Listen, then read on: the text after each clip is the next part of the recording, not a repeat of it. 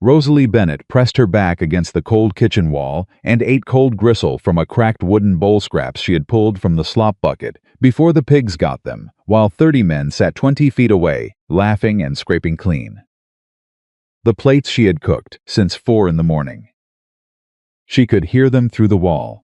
She could smell the stew she'd stirred for 3 hours. Her hands were shaking, not from hunger, from the knowledge that she had let this become so normal she no longer cried about it. If you've ever worked yourself down to nothing while others took everything and never once said, "Thank you, this story is for you," hit that subscribe button right now and follow Rosalie's story all the way to the end. Because I promise you, it goes somewhere you won't expect. And drop a comment below, tell me what city you're watching from. I want to see how far this story travels. Now let's go back to that kitchen. Back to the woman nobody saw. She had been invisible for so long she'd almost stopped noticing. Almost. Rosalie Bennett was 27 years old. And she had been the cook at Dawson Creek Ranch for 4 years. 3 months and 11 days. She knew the exact count, because she had started marking the days on the inside of her kitchen cabinet door during the second winter, when the nights got long enough that she needed something to hold on to, some proof that time was moving, that she was not simply standing still inside a life that had quietly closed around her, like a trap she hadn't seen until the door had already shut. The ranch sat in the wide flat valley south of the Musselshell River in Montana Territory. And in the summer of 1871, the heat came down on it like a judgment. The range grass turned pale and crackling. The creek roads went to powder. The cattle moved slow and irritable under a sky that had forgotten what a cloud looked like.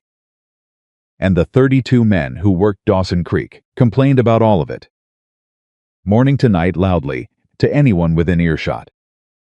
Rosalie heard every word of it. She heard everything from the kitchen. She was always in the kitchen. 4 in the morning, the fire. 4:15, the bread dough. 4:40, the first pot of coffee, strong enough to stand a spoon in. Because the men who rolled out of the bunkhouse before sunrise were not human yet and required strong coffee before they became so. Biscuits in the oven by 5, salt pork in the pan. Eggs when the hens cooperated, which, in summer heat, was less often than the men would have liked, and they let her know it. As though the temperament of laying hens was a matter she could personally address. Breakfast done, dishes washed, fire restoked. Then the planning for noon, what she had, what she could make from it, how to stretch $3 worth of provisions into a meal that would fill 32 men who worked with their bodies and came to the table with the appetites of men who worked with their bodies. She was extraordinary at it. Nobody told her that. They told each other. Best biscuits in the territory, Earl Dobbs said every single morning. Loud enough for the table to hear, on his third biscuit. The one he took when he thought nobody was watching. Woman can cook, the others agreed, nodding, wiping their mouths, pushing their chairs back. Not one of them looked toward the kitchen when they said it. Rosalie stood behind that wall and heard those words pass through it and felt nothing. The way you feel nothing when you've heard something so many times without anything attached to it that the words have worn smooth. Like Riverstones present, but no longer capable of catching on anything. She had a large frame, wide through the hips and shoulders, with strong hands and a broad back built for exactly the kind of work she did.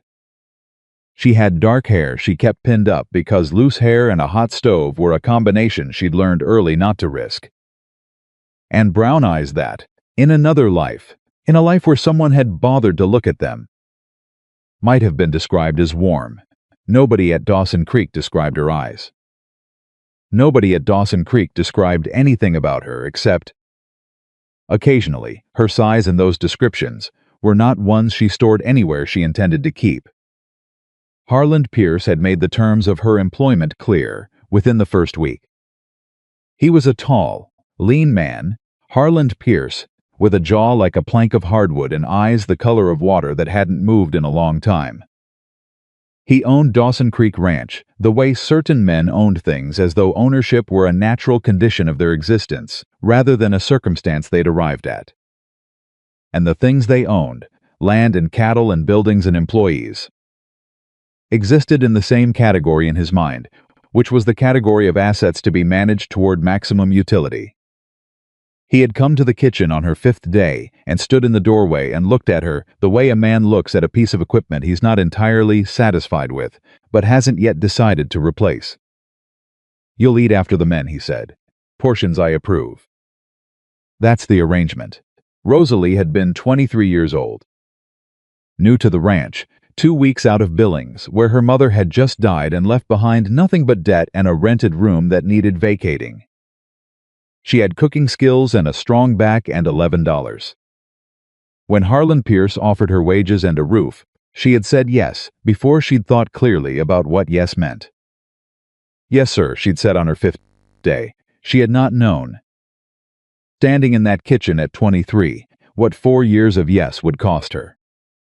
By the 2nd year, she knew the arithmetic. The portions Harlan approved were not enough for a woman doing what Rosalie did. She was on her feet 17 hours a day.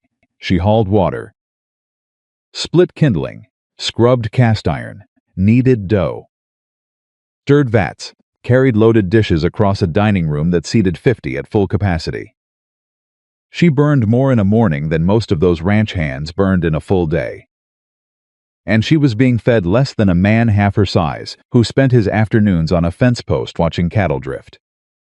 She had started supplementing quietly. Bread heels before they hit the slop bucket, gristle too small to plate, biscuit edges that crumbled during baking. She ate standing up, in the corner of the kitchen where the light was worst. Quickly, the way you eat, when you're doing something you've decided, doesn't count as eating. She had told herself it was temporary. She had told herself things would improve. She had been telling herself both those things for 4 years.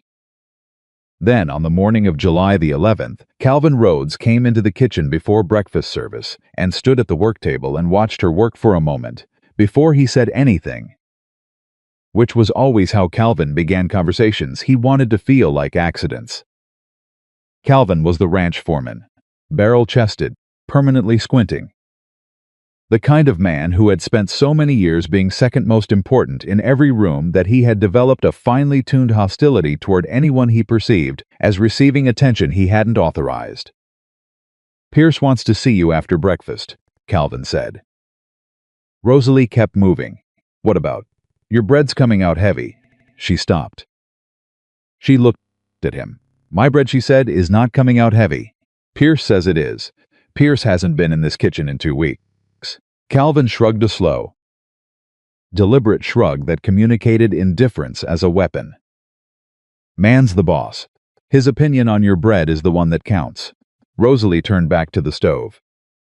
Her jaw was tight. Her hands kept moving, because her hands always kept moving, because if her hands stopped moving, the work didn't get done, and if the work didn't get done, she had no reason to be here at all. "Tell Mr. Pierce I'll see him after breakfast," she said. Calvin didn't leave immediately. He stayed for another moment, just long enough to make his presence felt, and then he walked out. Rosalie stood at the stove. Her biscuits were not heavy. She knew her biscuits were not heavy. She also knew that Harlan Pierce could claim they were. And there was no court she could take that claim to. She took a breath. She went back to work. Breakfast service ran from 6 to 7:30. 32 men came through in rotating shifts, depending on their morning assignments. And Rosalie moved between the stove and the serving counter and the coffee urn with the mechanical efficiency of someone who had run this operation so many times that her body knew the sequence without requiring instruction from her mind. It was during the second shift, at close to 7, that she heard him. Not his voice. Not yet. She heard his horse. She heard the particular sound of a horse ridden by someone who knew what they were doing, the controlled entry into the yard. The way the hoofbeats came in even and deliberate, rather than the sloppy, uneven rhythm of a poor rider, and without knowing why. She went to the small window above the work table and looked out. He was stepping down from a bay horse with a white blaze. Tall, dark hair going silver at the temples. The kind of build that came from actual physical work, rather than the cultivated broadness of men who wanted to look strong.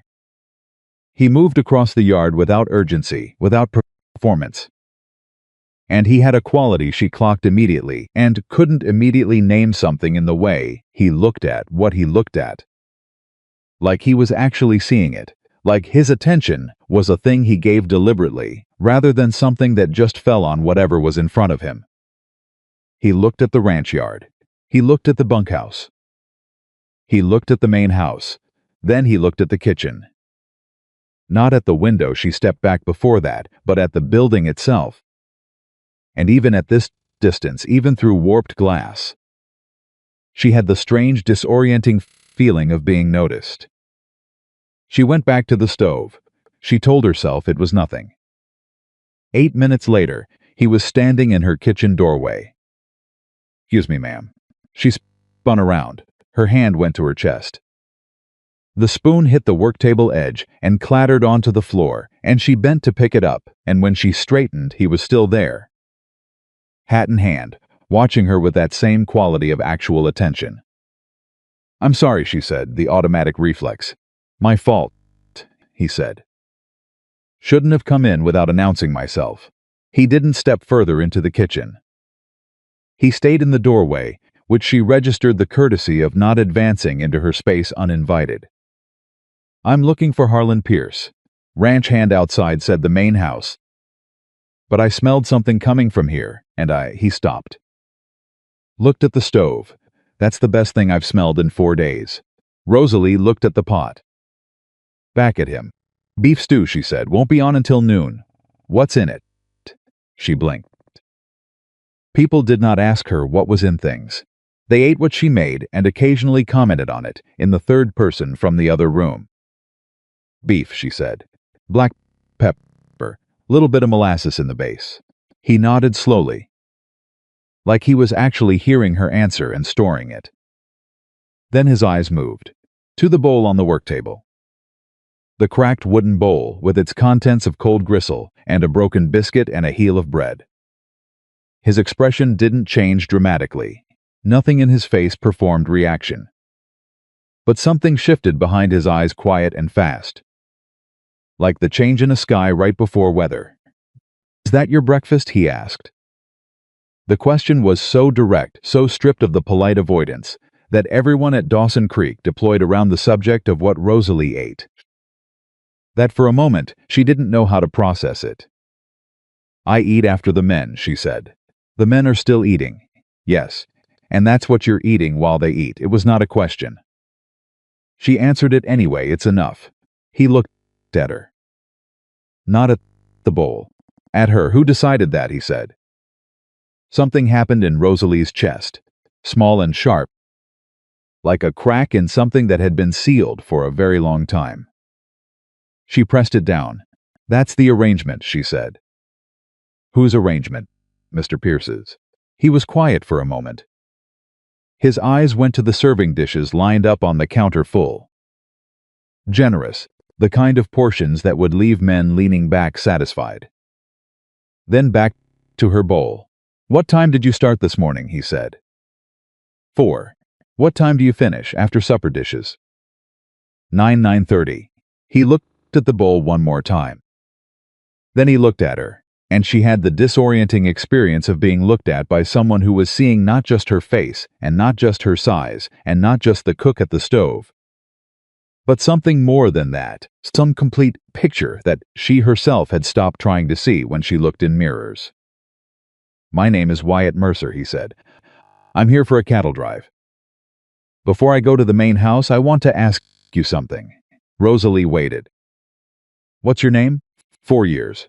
4 years at Dawson Creek Ranch." And the question landed in her chest, like something falling from a height. "Rosalie," she said. "Rosalie Bennett." Wyatt Mercer nodded. Not the quick nod of acknowledgement as dismissal. A full, deliberate nod. Like her name was information he intended to keep. "Miss Rosalie," he said. When those men are done with their meal, I want you to take a full plate for yourself, from the front of the pot, not the scraps. Can you do that? She opened her mouth, closed it.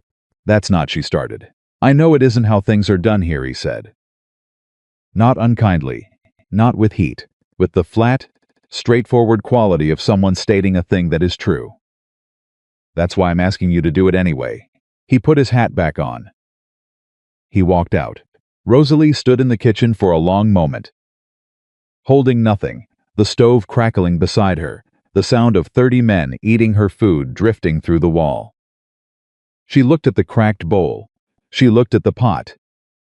She picked up the ladle, and she stood there, hand on the ladle, fighting a war inside herself that should not have required fighting at all, the war between what she had been told she deserved and what some stubborn, buried part of her had never quite stopped believing she deserved, until Earl Dobbs came through the kitchen door to drop off his plate and stopped short at the sight of her expression.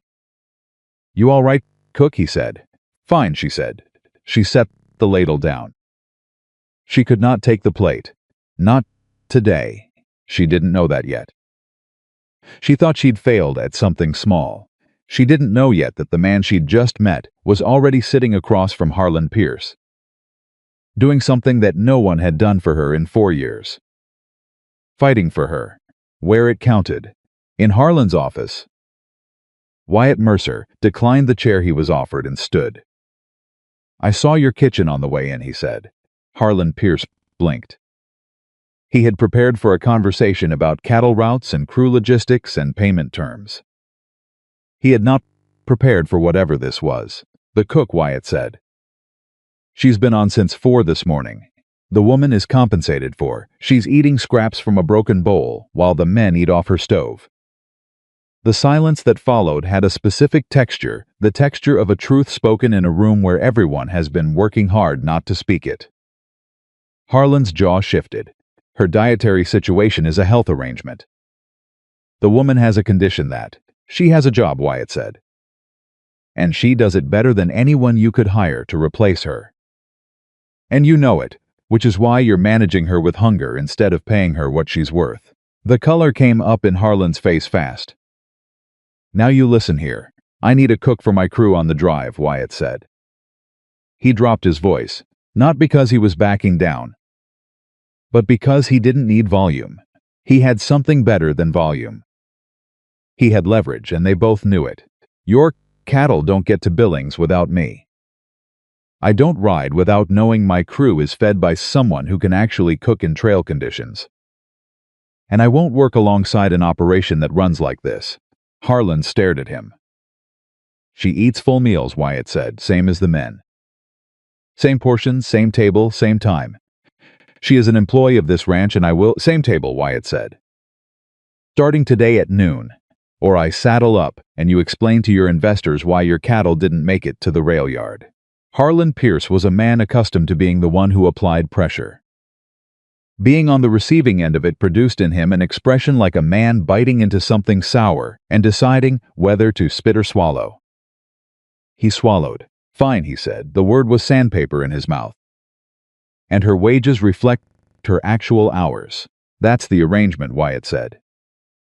"Your word in front of your foreman today." Something cold moved behind Harlan's eyes. He gave his word. Wyatt noted the coldness. He noted that a man who agrees under pressure and feels nothing but calculation in the moment of agreement has not actually agreed to anything, he has simply recalibrated. He would need to watch this. At noon, Wyatt was already seated at the long table when the men came in. Rosalie came through with the serving dishes and set them down and turned to go back to the kitchen. The same rotation she ran every day, invisible, efficient, already moving toward the next task before the current one was done. "Miss Rosalie." She stopped. The room noticed. The room was suddenly listening in the specific way of a room full of men who have decided to pretend they're not listening. "Bring your plate out," Wyatt said. "You're eating here today." The silence was immediate and total. Calvin Rhodes at the far end of the table set his fork down. "Now hold on," Calvin said. His voice was the voice of a man defending a principle never examined but felt strongly about. "That ain't how what?" Wyatt said. The question sat there. Calvin's mouth opened and closed. "She cooked this meal," Wyatt said. Not loud, not angry, just present in the way that a stone wall is present, immovable, not through aggression, but through the simple fact of its existence. "She cooked every meal you've eaten at this table since you started at this ranch. She woke up at 4 this morning to do it. She is going to sit down and eat what she cooked. And that is how it's going to be." Nobody spoke. Rosalie stood in the kitchen doorway with a dish towel in her hands and an expression that Wyatt could see clearly from where he sat, the expression of someone who has been holding their breath for so long. They've forgotten what breathing freely feels like, and who isn't sure yet whether it's safe to try. "Miss Rosalie," he said. "Quieter now, just for her. Bring your plate." She looked at him for a moment that lasted longer than a moment. Then she went back into the kitchen. The table waited.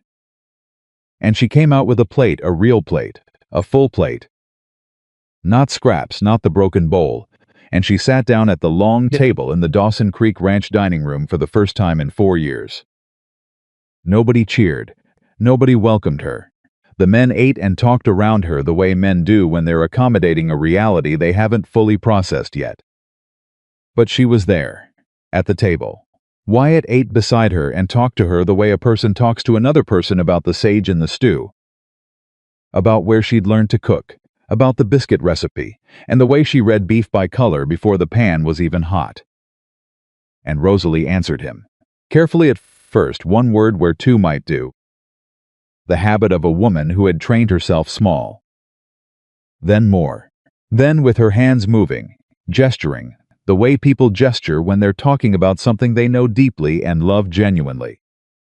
She talked about the older woman in Billings who'd taught her to feel dough rather than measure it. She talked about the sage patch she'd found behind the root cellar and kept growing for 3 years because nobody knew it was there and it was hers. She talked about the difference between a stew that's been cooked right and one that's been cooked long, which are not the same thing. She talked like someone who had forgotten, briefly, to be invisible.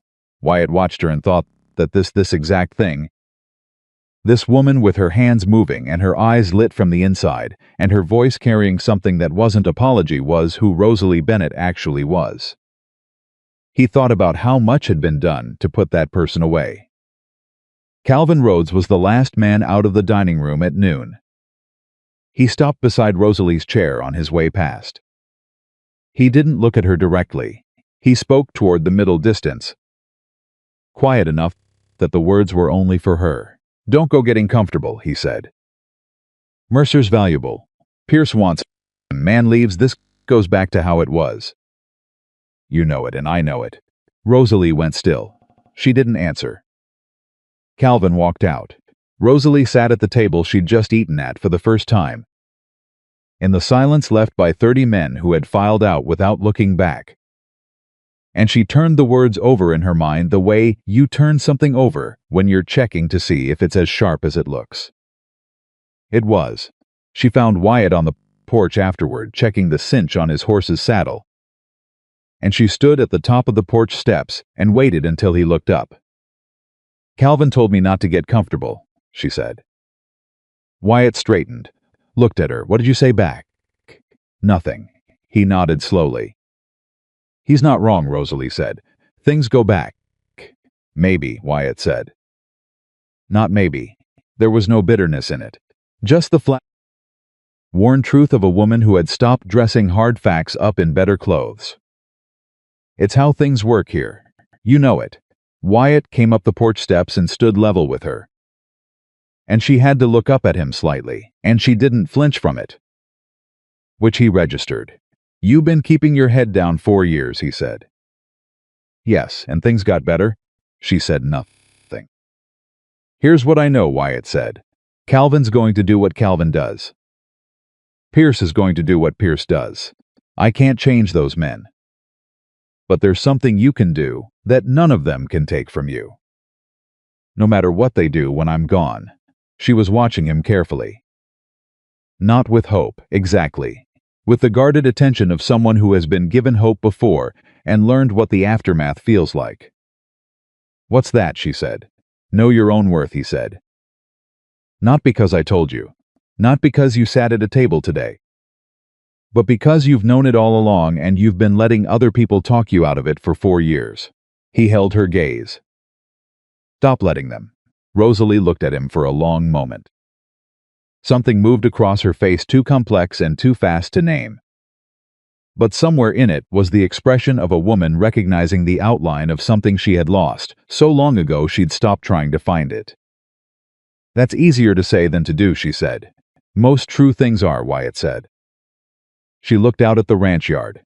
The afternoon heat was building, pressing down on everything, and somewhere out on the range she could hear cattle moving, and men calling to each other. The ordinary sounds of the place that had swallowed 4 years of her life. "Why do you care?" She's not accusatory, genuinely asking. Wyatt was quiet for a moment. "Because somebody should have." "Sooner," he said. Rosalie looked at him. She looked away. She went back inside to start supper. Her hands were steadier than they'd been in the morning. Her jaw was set differently, not hard, not braced, but decided, like a woman who has just remembered something important and is keeping it close, turning it over, not ready yet to name it, but unwilling to put it down again. In the kitchen alone, she looked at the cabinet door, at the marks she'd been making for 4 years. She took the pencil from the shelf. She did not make a mark. Instead, she wrote 3 words beside the column of days small and private, written in the back corner, where only she would ever see them. Not to done. She put the pencil down. She started supper. And somewhere in the back of her mind, quiet and just beginning, something that had been packed down under 4 years of "yes, sir," and that's the arrangement, and it's enough started to push back up toward the surface, like a plant that's been covered with dirt, but never actually killed. She didn't know yet how hard the fight ahead would be. She didn't know yet what Calvin Rhodes was already planning. She didn't know yet that by the time the kitchen went dark that night, someone would have gone through her supply stores and moved things she needed for morning, not stolen. Just moved, just enough to cost her time and create confusion and give Pierce a reason to criticize her work. She didn't know any of that yet, but she went to bed that night with a full stomach and 3 words in pencil on the inside of a cabinet door. And for the first time in 4 years, that felt like something. She found it the next morning at 4:15. The sage was gone. Not missing, not misplaced. Gone the bundle she'd hung to dry above the back shelf. The one she'd cut from her private patch behind the root cellar. The one that had been aging 3 weeks and was exactly right for today's stew. Gone. The salt crock had been moved to the wrong shelf. The flour sack had been pushed to the back, and a full 10 pounds of cornmeal stacked in front of it, so that when she reached for flour in the dark, her hand hit cornmeal, and she knocked the whole stack, and caught it only by grabbing shelf edge hard enough to split the skin on her palm. She stood in the dark kitchen with a bleeding hand and a missing ingredient, and 27 men coming through that door in less than 2 hours. She did not cry. She pressed her hand against her apron, held it there and thought. Then she went to work. She used dried rosemary from the bottom of the spice box, older, less fragrant but workable. She reorganized the shelves in 20 minutes flat, moving by feel and memory because she'd stood in this kitchen long enough that she could navigate it blind. She got the bread started late, which meant it would come out at 6:40 instead of 6. Which meant the first shift would eat biscuits while they waited. Which meant she needed twice the biscuits she'd planned. She made twice the biscuits. By the time the first man came through the door at 6:15, there was hot coffee, fresh biscuits, and a stew on the stove that smelled like everything was fine. Because she had decided everything was going to be fine. Calvin Rhodes came through in the second shift. He looked at the table. He looked at the food. He looked at her with a slow, assessing look that was searching for something, some sign that the disruption had rattled her. Some crack in her composure he could press on, and he found nothing. Because she was behind the serving counter and her bleeding hand was wrapped in a clean cloth, and she had arranged herself so that nothing on her face gave him what he was looking for. "Dew smells different," Calvin said. "Rosemary instead of sage," Rosalie said. "Sage wasn't where I left it." Calvin held her gaze for just one beat longer than was natural. Then he sat down. He didn't admit to anything. He didn't need to. They both understood the exchange. Completely, she knew what he'd done. He knew she knew, and they both understood that this knowledge existed in a space where she had no recourse, and he had no consequence. That was the whole point. Wyatt came in during the second shift and sat across from Earl Dobbs. And Rosalie brought coffee, and he looked at her hand. When she set the cup down the cloth wrap, the slight stiffness in her fingers, and his eyes moved from her hand to her face. She looked back at him steadily. He did not ask about the hand in front of the table. He waited. After the shift cleared out, he came to the kitchen door. "What happened to your hand?" he said. "Shelf accident," she said. "I'm fine, Rosalie." She kept washing the dishes. "Shelf was reorganized overnight," she said. "Reached for flour in the dark. Caught the edge wrong. It's a small cut." Wyatt was quiet for a moment. "Your sage is gone," he said. It wasn't a guess. She didn't answer. He came into the kitchen and stood at the work table. She kept washing. "Has this happened before?" he said. She thought about the question. She thought about all the small ways the job had been made harder. Over 4 years, the things that disappeared. The complaints that materialized from nowhere. The criticism that arrived precisely when her confidence was highest. She had chalked most of it to carelessness or bad luck or her own oversight. Standing here now, with this morning's evidence still wrapped around her palm. She was recalibrating. "Maybe," she said. "Maybe yes," Wyatt said. Not a question. She put the dish down, turned to face him. "What do you want me to say?" she said. "That Calvin did it? That Pierce authorized it? I can't prove that. And even if I could..." "I reported to who, Pierce?" She looked at him directly. "You've been here 2 days, Wyatt. You don't know how this ranch works." "I know how men like Calvin work," he said. "Then you know there's nothing I can do about it right now." "There is one thing," he said. She waited. "Write it down," he said. "Every time something goes wrong. What was missing? What was moved? What was said to you? And who said it? Date and time. Everything." She looked at him. "For what purpose?" she said. "Who am I going to show it to?" "I don't know yet," he said. But a woman with records is harder to dismiss than a woman with complaints. Records are real. Records are a thing you can put on a table. He held her gaze. "Will you do it?" Rosalie looked at him for a long moment. She thought about the cabinet door, about the 3 words she'd written last night. "Not to done. I'll need a proper notebook," she said. "I'll get you one," Wyatt said. He came back at noon with a small leather-bound notebook from his saddlebag worn, but with blank pages in the back, the kind a man carries for route maps and weather notes. He set it on the kitchen work table without ceremony. She picked it up. She opened it to the first blank page. At the top, she wrote, July 12, 1871. Sage removed from drying rack.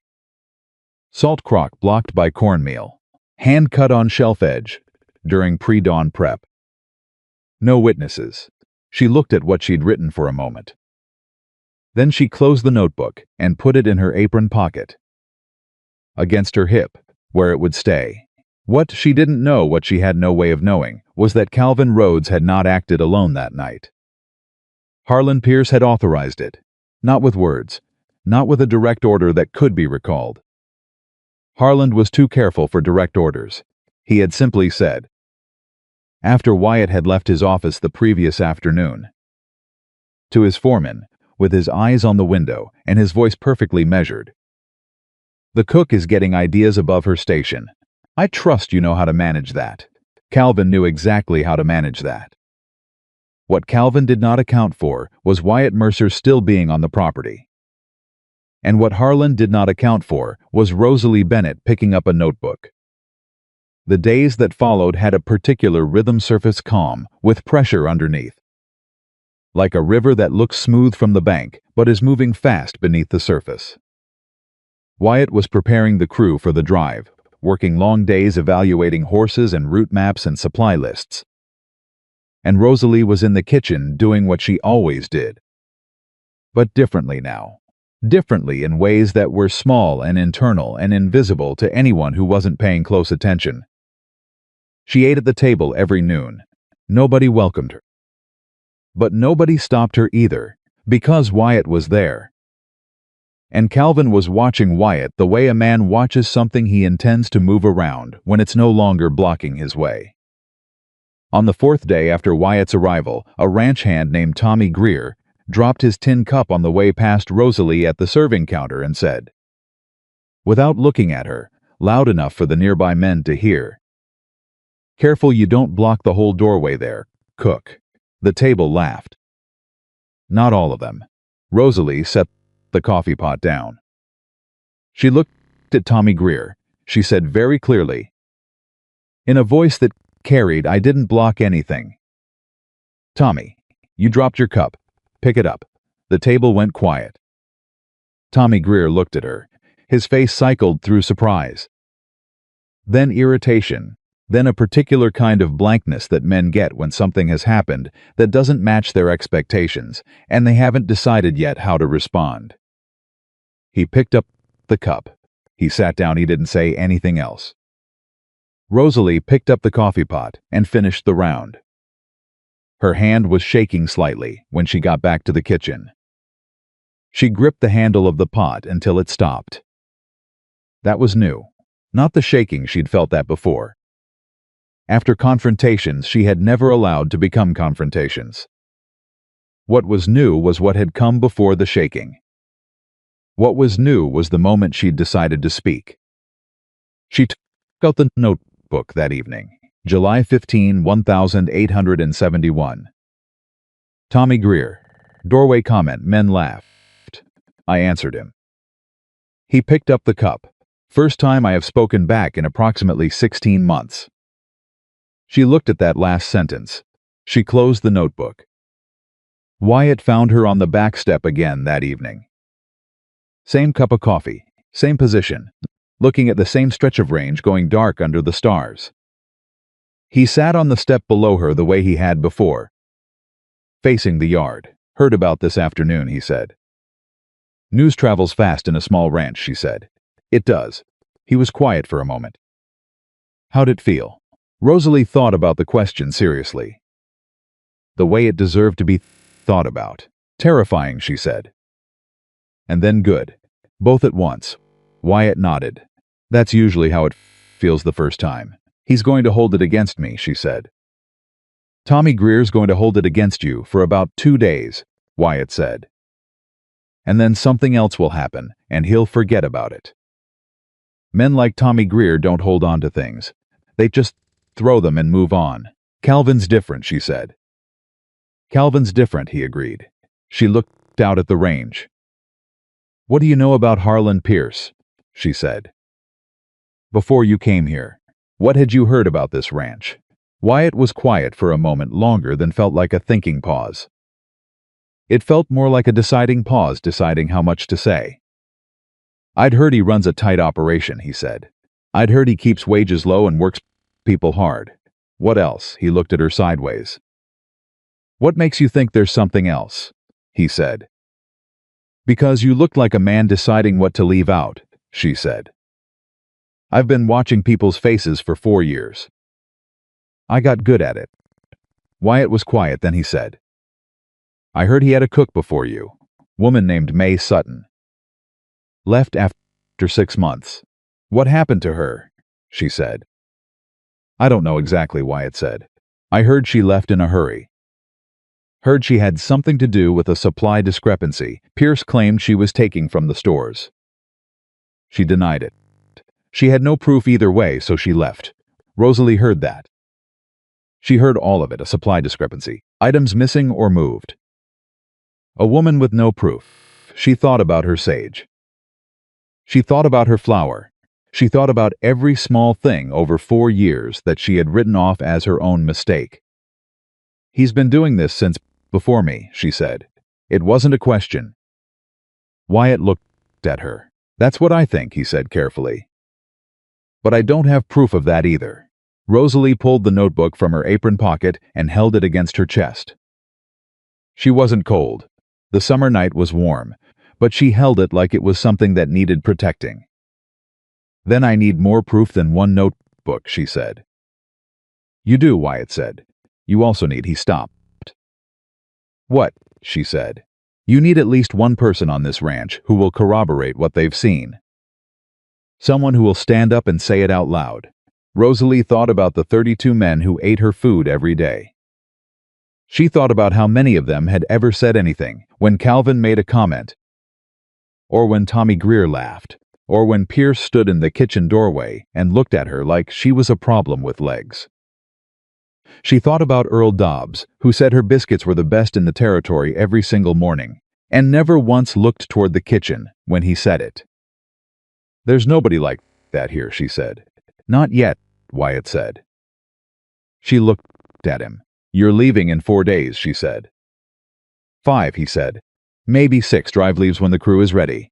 He turned to look at her fully. A lot can change in 5 days, Rosalie. She looked back at him.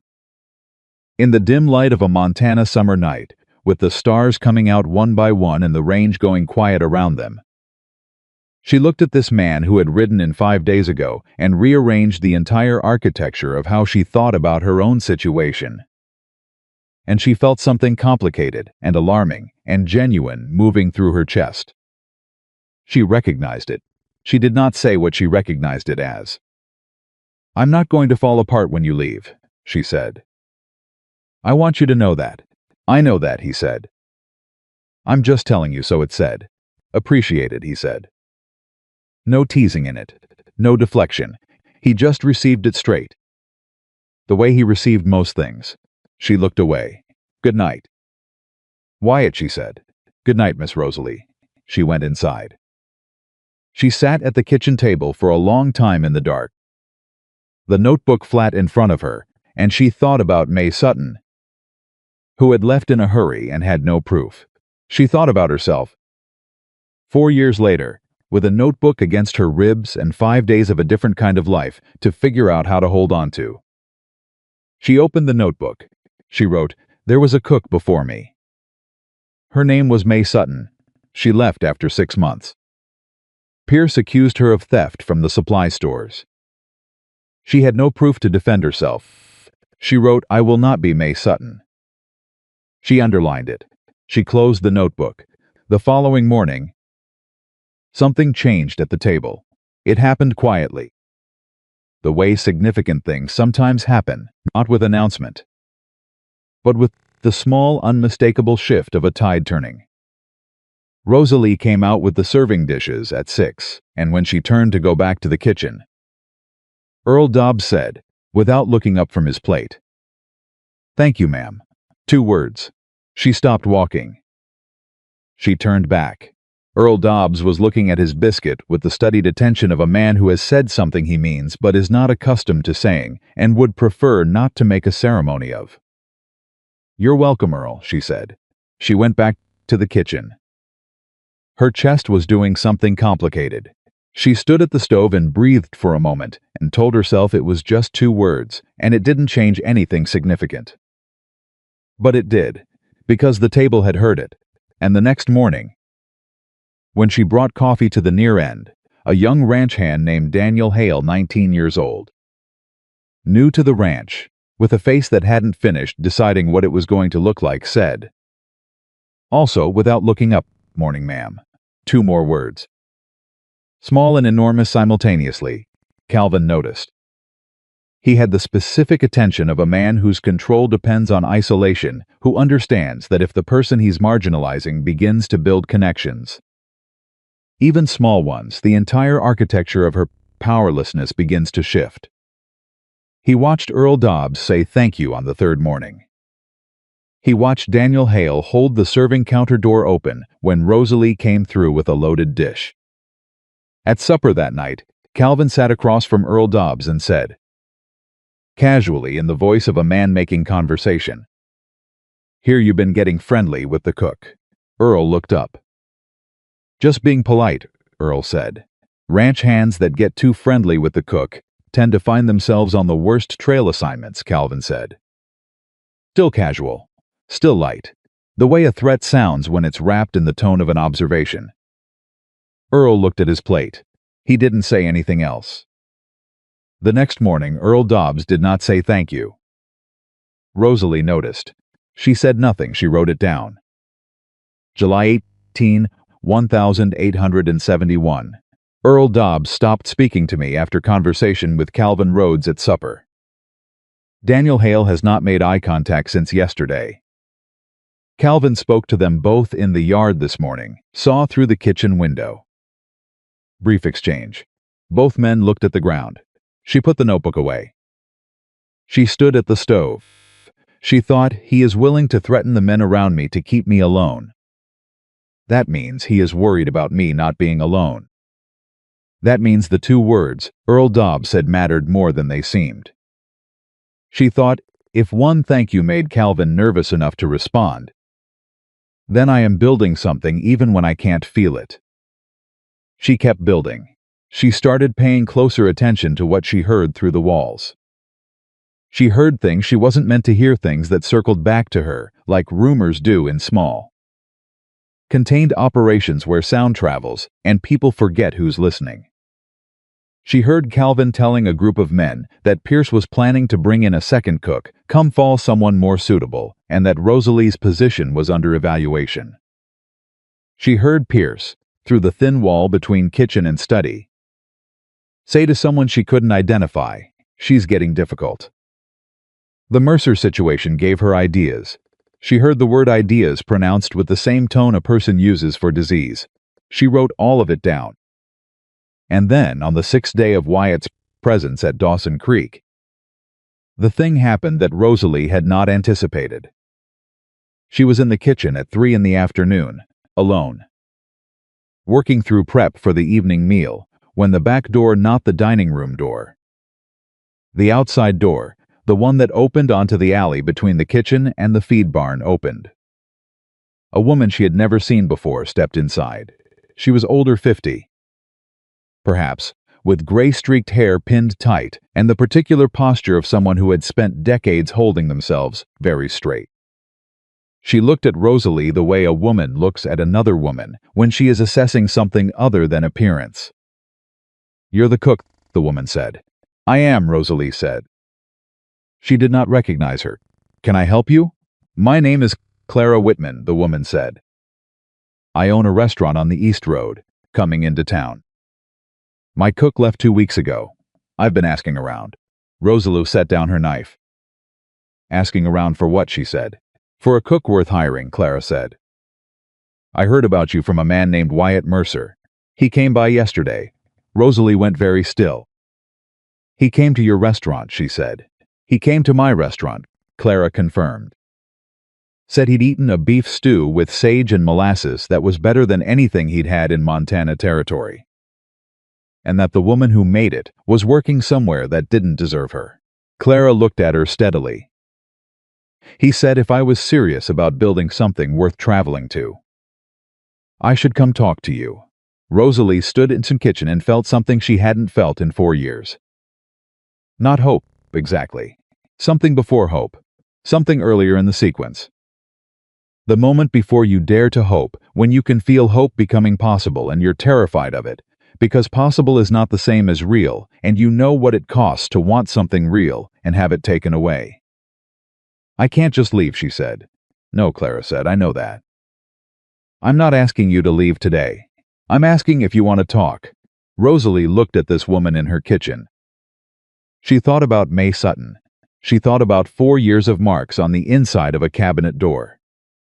She thought about her notebook, heavy in her apron pocket. "Sit down," Rosalie said.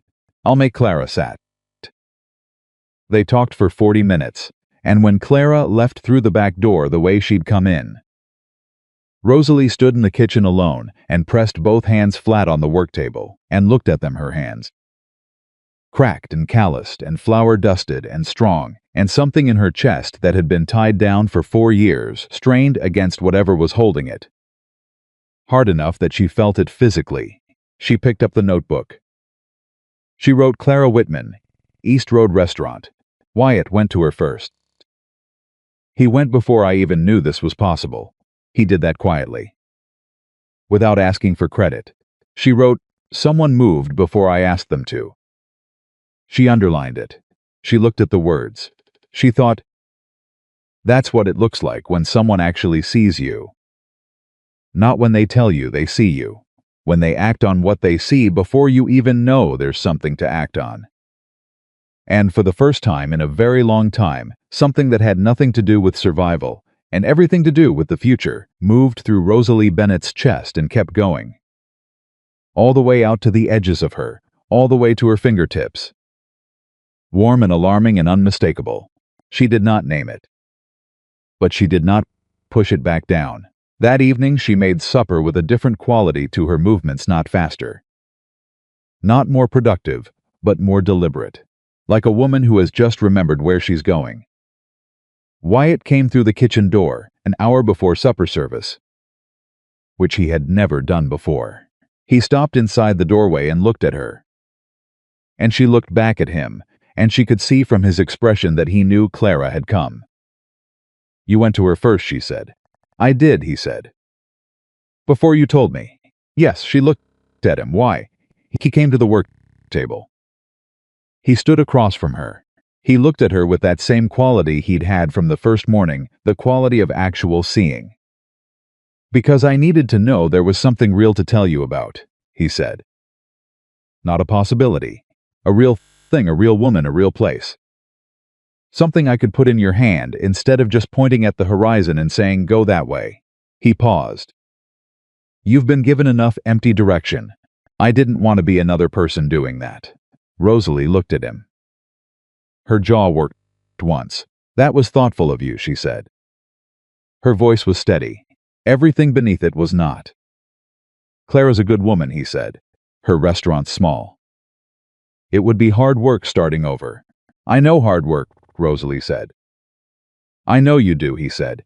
He left to get cleaned up for supper. Rosalie stood at the stove. She thought about what he had said. I needed to know there was something real to tell you about. She thought about the quality of care that went into that, the specific, considered care of someone who had looked at who she was and what she'd been through, and asked himself what she actually needed, rather than what would make him feel useful. She thought, this man has been at this ranch for 6 days, and he has done more for the actual practical architecture of my life than anyone in 4 years. She thought, what does a woman do with that? She stirred through the pot. She did not have an answer yet, but supper that night was the best meal she had made at Dawson Creek Ranch in 4 years. Not because she was performing for anyone, because she was cooking for herself. Finally, with her full attention, her full skill, her full understanding of what the food could be when she brought everything she had to it, instead of saving herself for a life that was never going to get better on its own. The men ate and were, for once, genuinely silenced by the food. Even Calvin Rhodes, at the end of the table, was quiet for the first half of the meal. It was Earl Dobbs who said it first. He set his fork down, looked at the table, and said, loud, deliberate, with the conviction of a man settling a debt, best meal I've eaten in 4 years at this ranch. And that's the truth. The table was quiet. Then Daniel Hale said, yes, sir, and 2 more men nodded. Calvin looked at the end of the table. He said nothing, but his jaw was tight and his eyes, when they moved to Rosalie at the serving counter, had something in them that was no longer casual. Rosalie met his look. She held it, for exactly as long as it took to make clear that she was not looking away first. Then she picked up the empty serving dish and walked back into the kitchen. Her hands were not shaking. That was new. That was everything. Wyatt Mercer left on a Thursday morning. He didn't make a production of it. That wasn't his way. He came to the kitchen door at 5:45. Before the first shift, while Rosalie was working through the bread.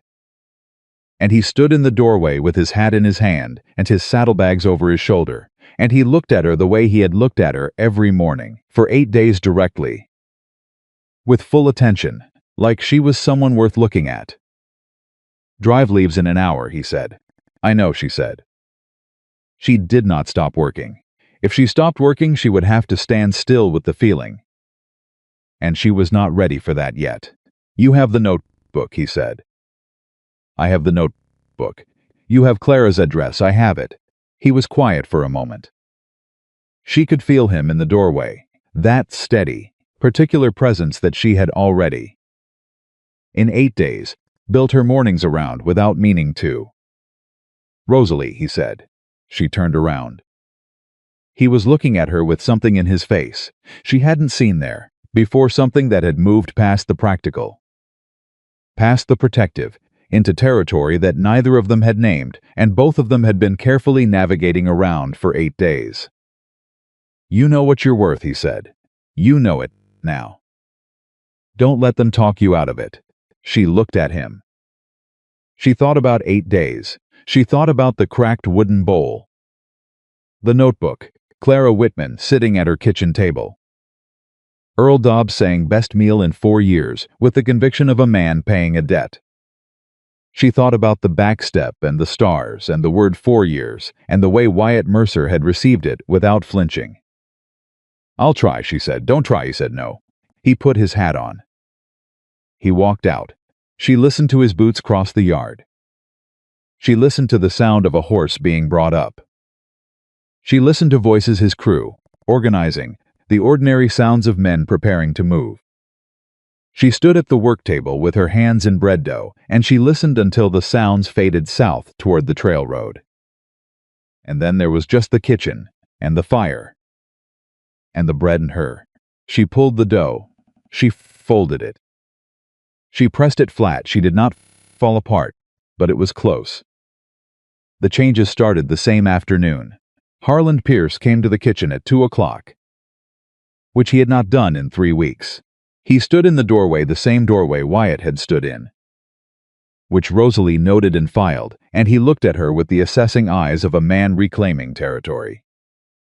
"Settling back in," he said. "I never left," Rosalie said. "No," he said. "You didn't." He looked around the kitchen slowly. "Things are going to return to normal now. You understand that?" She held his gaze. "What things specifically, Mr. Pierce?" she said. His eyes sharpened. The directness surprised him. She could see it, the small recalibration, the slight stiffening, the adjustment of a man who had expected her to look down and found her looking straight back. "Meal arrangements," he said. "Work expectations. The general order of how this kitchen operates." "You agreed to full meals," she said. "Full wages. You said it in front of Calvin. I agreed to certain accommodations for the duration of Mercer's business with this ranch," Harland said. His voice had the measured quality of a man who had prepared this sentence in advance. "That business is concluded." Rosalie set the dish she was holding down. Very carefully. "I see. Good," Harland said. "I'm glad we understand each other." He left. Rosalie stood in the kitchen. She breathed in. She breathed out. She pulled the notebook from her apron pocket and wrote, "July 24, 1871. Harland Pierce. Visited kitchen at 2 p.m. Stated meal and wage agreements made in Wyatt Mercer's presence are no longer operative. Direct quote, accommodations for the distribution of Mercer's business." She wrote, He was specific. He was calm. He had prepared what to say. This was not impulsive. This was planned before Mercer left the property. She underlined the last sentence twice. Then she put the notebook away and started on supper, because supper still needed making regardless of what Harland Pierce had decided about the rest of her life. That night, for the first time in 8 days, she ate in the kitchen. Not from the cracked bowl. She had thrown that away on the 3rd day of Wyatt's presence. quietly, without ceremony, dropping it in the waste pile, while nobody was watching. She used a proper plate, but she ate alone, standing at the counter, listening to the men through the wall, and the difference between tonight and 3 weeks ago was that tonight she knew exactly what was being taken from her. That knowledge was not comfortable, but it was real. And she had decided that real was what she was going to work with. Calvin came for the notebook 3 days later. She didn't know that's what he was after. At first, he came into the kitchen while she was outside at the well, bringing up the morning water, and when she came back through the door, she found him at the work table. Looking through the shelf, she kept her personal items on the small shelf beside the back window, where she kept her pen, her spare apron strings, the letter from her mother's friend in Billings that had come the previous winter, and that she kept because it was one of the only pieces of paper she had that was addressed to her by name. Calvin straightened when she came in. He had the look of a man caught doing something he would describe as something else. "Can I help you with something?" Rosalie said. "Looking for the supply ledger," he said. "Pierce wants the week's tallies. The supply ledger is in the front cabinet," Rosalie said. "Where it always is. Where you've known it is for 3 years." Calvin looked at her. She looked back at him. He went to the front cabinet. He took the ledger he left. Rosalie went to her shelf. The pen was in the wrong position. Slightly, but wrong. She kept it parallel to the shelf edge, and it was now at an angle. The letter had been moved, and her apron strings, which she folded in a specific way, were folded differently. He had been thorough, and he had been quick. And he had not found what he was looking for, because the notebook was in her apron pocket. It was always in her apron pocket. She stood at the shelf and pressed her hand against her pocket, felt the notebook's edge against her palm, and thought, "He knows about the notebook. Pierce told him about the notebook." Or he guessed. She thought, if they want the notebook matters. She thought, good. She went to work. What came next came fast, the way bad weather comes when you've been watching the wrong part of the sky. On the 5th day after Wyatt's departure, she found that 30 pounds of flour were logged in the supply ledger as received, but were not in the storeroom. She checked twice. She counted every sack. The flour was not there. She wrote it down. On the 7th day, Harlan Pierce called her into his office and told her, with the careful, bureaucratic precision of a man who had thought about this sentence for a week, that 3 months of her wages had been docked for supply losses attributable to kitchen mismanagement. She stood in front of his desk. She kept her face still. "What supply losses?" she said. 30 pounds of flour, Harlan said. "Documented in the ledger as received but not present in inventory. The discrepancy falls under your responsibility." "I didn't receive that flour," Rosalie said. "It was logged before it reached my storeroom. The ledger says otherwise." "Then the ledger is wrong." Harlan looked at her with the expression of a man who has just watched someone walk into the exact trap he laid. "Are you calling my record-keeping into question?" "I'm calling a specific entry into question," Rosalie said. "One entry on one date for a delivery I never signed for." "Cooks don't sign for deliveries," Harlan said. "The foreman signs for deliveries." "Then ask your foreman where the flour went," she said.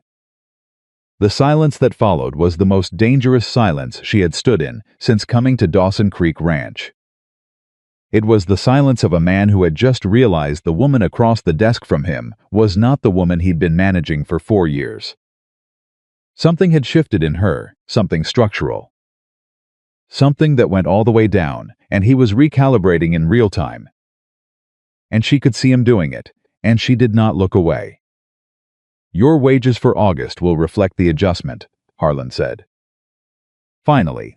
That's final. I'll need that in writing," Rosalie said. His eyes went flat. "In writing," she said. "The amount docked, the reason, the date. In writing. With your signature." She could see him thinking. She could see him running the calculation. Was this woman going to cause a problem? Was she actually capable of causing a problem?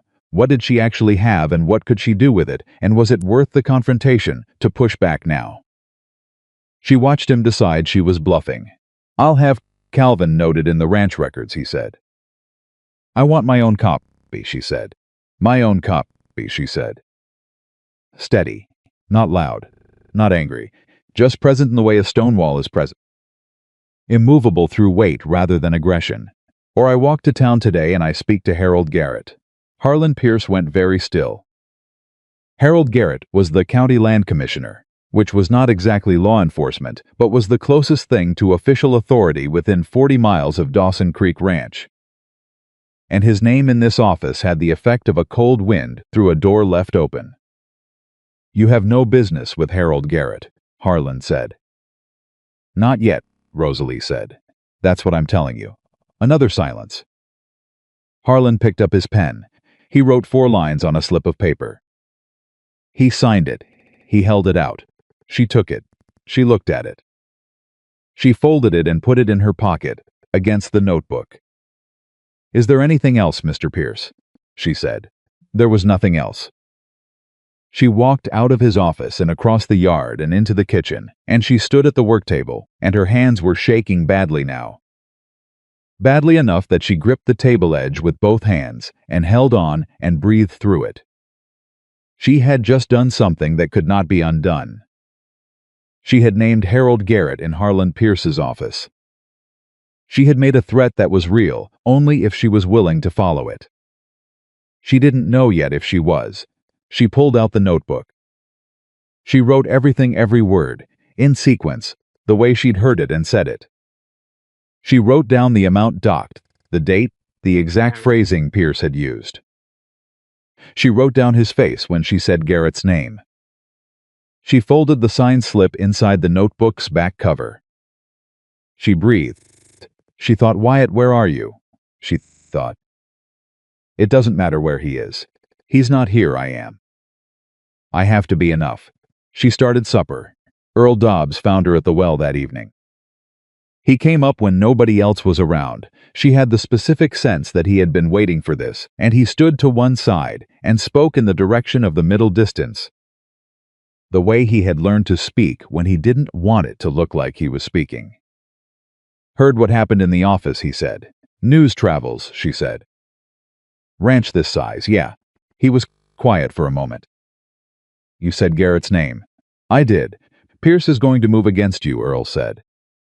"You know that." "I know. He moved against May Sutton." "He'll move against you harder because you pushed back."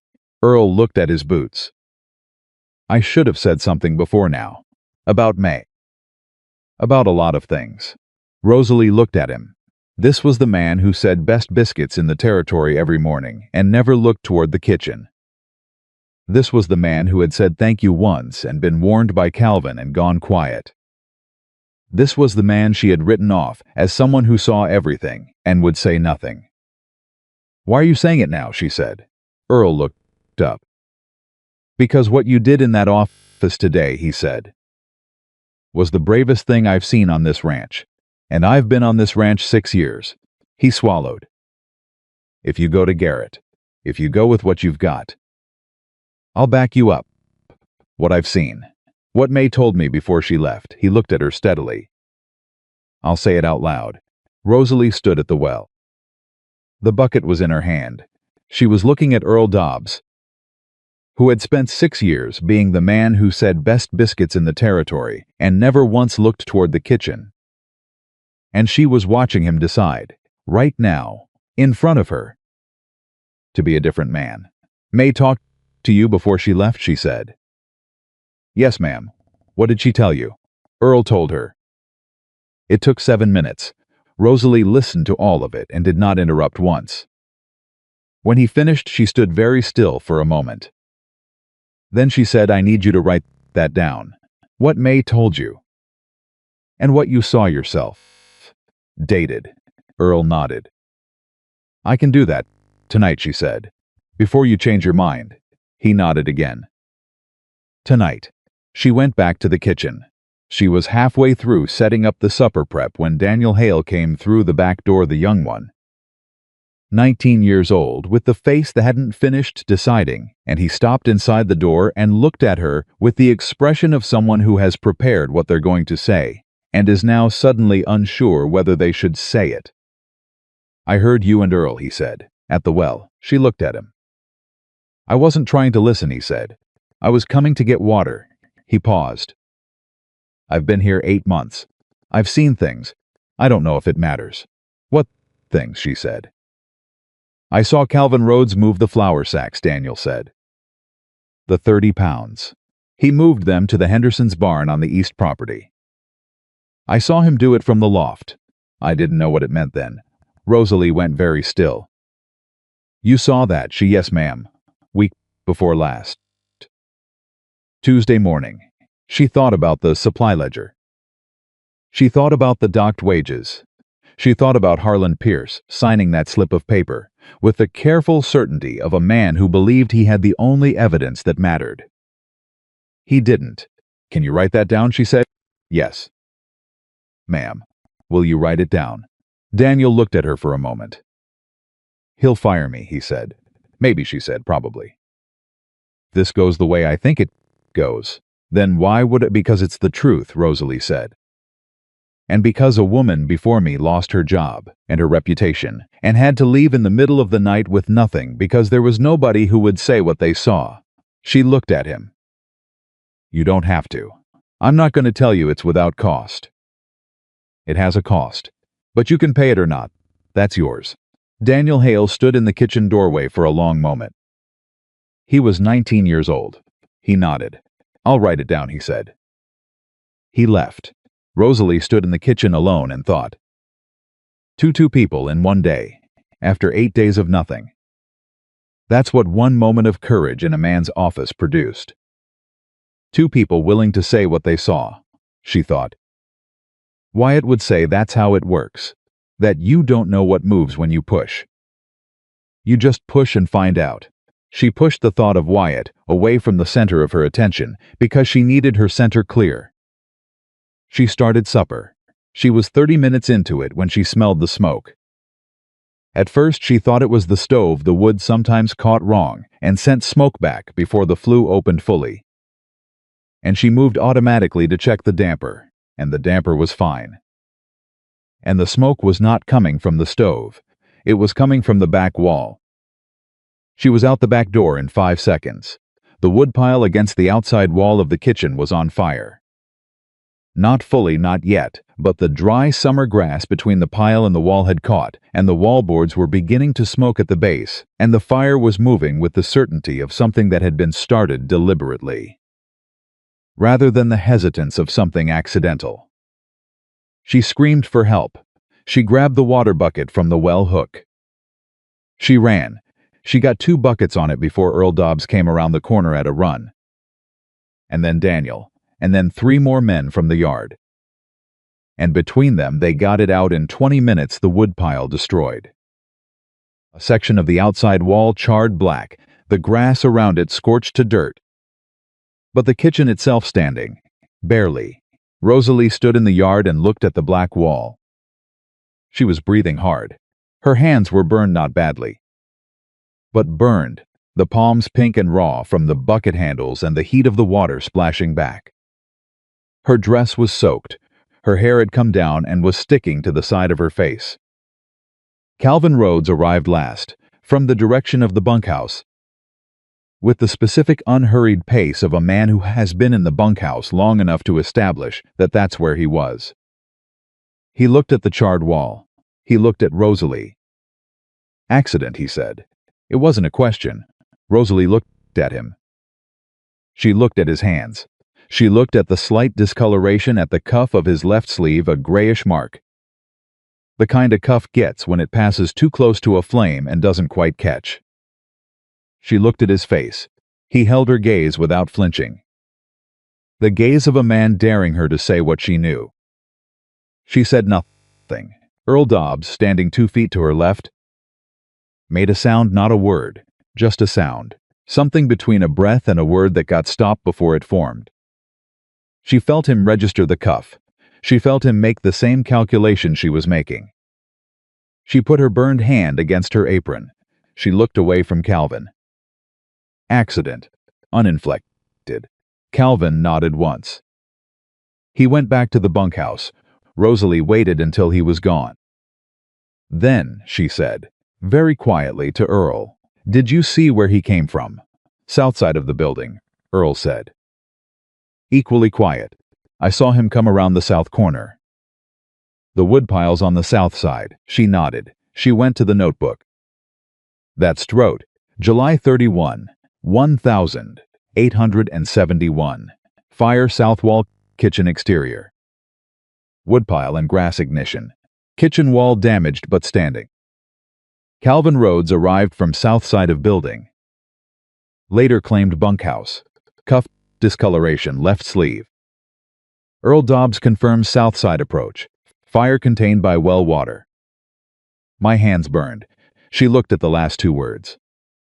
She wrote, "He meant to break me with this. He meant for me to stand in the ashes and decide I was finished." She wrote, "I am not finished." She closed the notebook. She went back into the kitchen. Her hands hurt. Her back hurt. The charred smell was coming through the back wall, and probably would for days. There were 45 minutes left before supper service, and she had lost 30 minutes to the fire.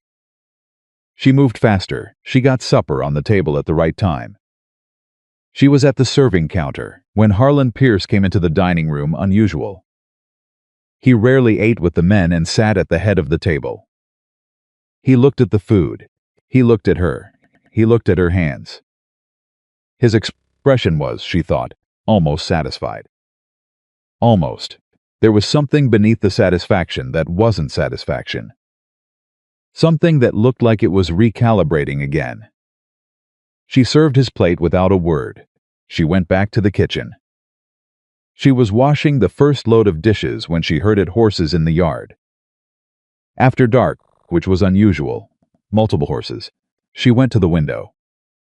3 riders she didn't recognize, and Harlan Pierce on the porch, speaking to them in the low voice he used when he didn't want to be overheard. She watched. The conversation lasted 10 minutes. The riders left. Pierce went back inside. That Stroat, July 31, 1871. Evening. 3 unknown riders. Spoke with Pierce on porch. Low voice. 10 minutes left south on the trail road. She stared at that entry. She did not know what it meant. She knew it meant something. She thought about the county land commissioner. She thought about Harold Garrett's name and the way Pierce had gone still when she said it. She thought about a signed slip in her notebook and Earl Dobbs's testimony and Daniel Hale's eyewitness account of the flower. She thought, whatever he's planning it fast. She thought, I need to move faster. She sat at the kitchen table after the dishes were done. In the dark. And she thought about Wyatt Mercer, out on the trail somewhere between Dawson Creek and Billings, with 600 head of cattle and no way to know what was happening here. She thought, he doesn't need to know. This is not his fight to finish. He started it with her. She had to finish it herself. She pulled out a blank page from the back of the notebook. She began to write, not to Wyatt, to Harold Garrett. She wrote carefully, in her best hand, the way she had been taught by a woman in Billings who believed that penmanship was a form of respect for the reader. For the subject, for yourself. She wrote the dates, the amounts, the names. She wrote what she had seen and what she had documented, and what Earl Dobbs had seen and what Daniel Hale had seen. She wrote about May Sutton, who had been here before her and had left with nothing and no proof. She wrote for 2 hours. When she was done, she had 4 pages. She folded them carefully. She wrote on the outside, "For the attention of Harold Garrett, County Land Commissioner." She put it inside the notebook. She looked at the notebook for a long moment. Then she looked at the clock on the kitchen shelf. It was nearly midnight. The drive to town was 4 hours by foot, 2 hours on horseback. She did not have a horse. She thought about Earl Dobbs, who had said, "I'll say it out loud," and who had a horse. She thought about Daniel Hale, who was 19 years old, and had said, "I'll write it down." She thought about Clara Whitman, who had come through her back door and sat at her table, said, "You're working somewhere that doesn't deserve you." She thought, "I am not May Sutton." May Sutton was alone. "I am not alone." She went to the back door. She looked at the dark yard. She breathed in. She breathed out. She knocked on Earl Dobbs's bunkhouse window at 12:15 in the morning. And when he came to the window looking alarmed, she held up the folded pages and said, "I need to get to town. I need your horse. And I need you to come with me." Earl Dobbs looked at the pages. He looked at her burned hands. He looked at her face. He said, "Give me 5 minutes to get my boots." They rode out before the ranch stirred. Earl Dobbs had his horse saddled in 4 minutes, which told Rosalie he had been half expecting this or something like it, and had been sleeping lighter than usual because of it. Daniel Hale appeared from the bunkhouse before they reached the gate. Boots half-laced, his written account folded in his shirt pocket. And he looked at Earl, and Earl looked at him, and neither of them said anything because there was nothing that needed saying. Earl had a second horse, a working mare he'd bought himself, and kept in the south pasture.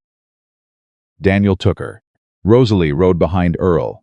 They went south on the trail road at a pace that covered ground without announcing itself. And the Montana dark was deep and warm around them, and the stars were extraordinary, and Rosalie held the notebook against her chest with one burned hand and kept her jaw set and did not look back at the ranch.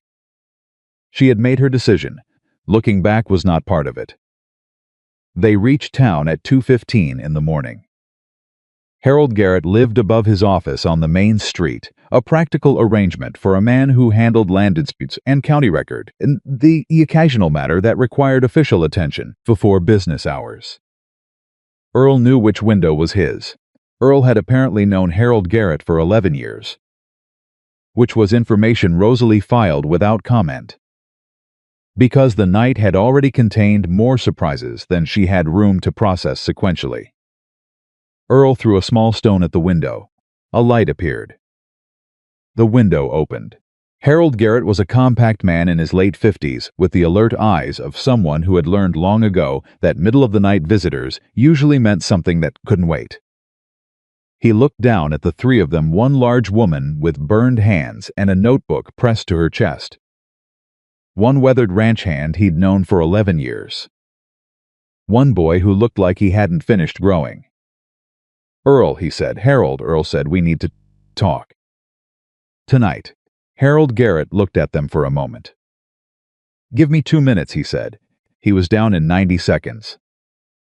They sat in his office, Rosalie across from his desk, Earl and Daniel flanking her, the lamp turned up enough to read by, and Rosalie placed the notebook on the desk and the 4 folded pages and the signed slip from Harlan Pierce's hand and Earl's written account and Daniel's written account. And she laid them out in order, and she talked. She talked for 40 minutes without stopping. She talked the way she had learned to talk that first afternoon at the dining room table, with Wyatt beside her precisely. With specific dates and amounts and names, with the controlled emotion of a woman who has decided that clarity matters more than release. She did not cry. She did not raise her voice. She laid out 4 years and 3 months of a life at Dawson Creek Ranch the way you lay out evidence. Which is what it was. Harold Garrett listened. He read the signed slip. He read Earl's account. He read Daniel's account. He went through the notebook slowly, page by page, and when he got to the entry about May Sutton, he stopped and looked up. "May Sutton," he said. 3 years ago." Rosalie went still. "She came to you," she said. "She did," Harold said. She had almost nothing. Pierce had gotten ahead of her, had already filed a complaint claiming she'd stolen from ranch stores. By the time she came to me, the record was already against her. He set the notebook down. "I couldn't do anything. She didn't have proof." The room was quiet. "I have proof," Rosalie said. "You have a notebook," Harold said. Not dismissively, carefully. "Personal record. Witness corroboration on most entries." "She has 2 witnesses," Earl said. "On specific incidents," Harold said. The flower, yes, Daniel's account of seeing Calvin move it is significant. The fire is harder. Your note about his cuff. Rosalie credible. But not provable. Rosalie looked at him. But the flower is enough, she said. Harold folded his hands on the desk. The flower, combined with Pierce's own signed statement acknowledging the doc and the justification. Combined with Daniel's eyewitness account of Calvin moving those sacks. Yes, he said. That's a documented case of false accounting used to penalize a worker. That is something I can act on, and May Sutton, Rosalie said. Harold looked at the notebook. If May Sutton could be located and would give a statement, he said slowly. And if her account corroborates the pattern you've documented here, the supply discrepancies. The false ledger entries, then what you have is not an isolated incident. You have a practice, a deliberate, repeated practice. He looked at her. That's a different conversation. May Sutton is in Billings, Earl said. Rosalie and Harold both looked at him. She wrote to me, Earl said, with the slightly defensive air of a man revealing something he'd been sitting on. After she left. Twice, I know where she is. The silence that followed had the texture of a room in which something important has just shifted. Earl, Rosalie said. I should have done something sooner, he said. He was looking at his hands. I know it. I've known it. But she was gone, and I thought he stopped. I thought it was over. I thought Pierce would let it be. I didn't know he'd do it again. Rosalie looked at him for a long moment. She thought about the cost of naming what he'd done, the years of silence. The mornings of thank you that never quite made it to the kitchen. The night he'd gone quiet after Calvin's warning. She thought about all of it. She let it go. Can you write to her, she said. Tonight? Ask her if she'll give a statement to Harold. Tonight, Earl said. Yes. Harold Garrett sat back in his chair. He looked at the spread of documents on his desk, the notebook. The accounts, the signed slip, 4 pages of Rosalie's careful handwriting. He looked at the 3 people across from him. I'm going to ride to Dawson Creek Ranch in the morning, he said. Officially. I'll need all of this. He gestured at the desk. I'll need your testimony in person, both of you. He looked at Daniel. Yours especially on the flower. That's the clearest documentation of deliberate fraud. Daniel nodded. He was pale but steady. What happens to them? Rosalie said. Pierce and Calvin. That depends on what May Sutton says, Harold said. And on whether Pierce tries to get ahead of this before I get there. He paused. Which he may. I want you 3 back at the ranch before sunrise. I need things to look normal until I arrive. Rosalie looked at him. You want me to go back, she said. For 8 hours, Harold said. Can you do that? She thought about the black wall. She thought about the cracked wooden bowl she'd thrown away. She thought about 4 years of marks on the inside of a cabinet door. Yes, she said. I can do 8 hours. They rode back in the deep blue hour before dawn. And Rosalie sat behind Earl on the horse and held the notebook. Harold had made copies of the critical pages and kept the signed slip and the written accounts. Returning the notebook to her with the careful handling of someone who understood its value, and she looked at the sky going pale at the edges, and she thought about Wyatt Mercer on the trail road south. 600 head of cattle and a crew of men, and the particular silence of a man who said what he meant and then let it stand. She thought, I wish you could see this. She thought. I'll tell you when you get back. She went into the kitchen at 4:15.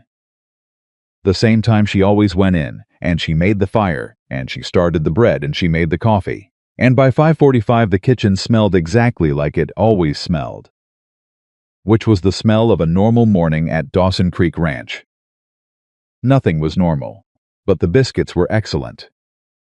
Calvin came in at 6 with the second shift, and looked at her, and she looked back at him, and neither of them said anything.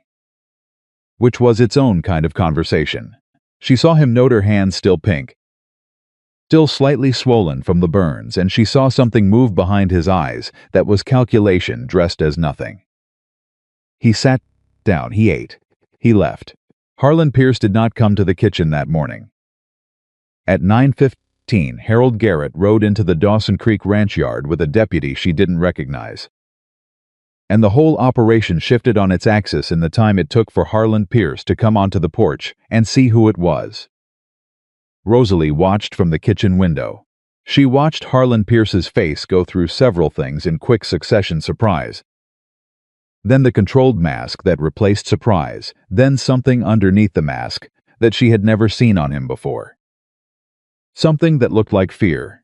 Harold Garrett tied his horse and came up the porch steps with the unhurried authority of a man who has paperwork and knows how to use it. Harlan said, "Harold, this is unexpected." "I imagine it is," Harold said. "I'd like to talk inside." They went in.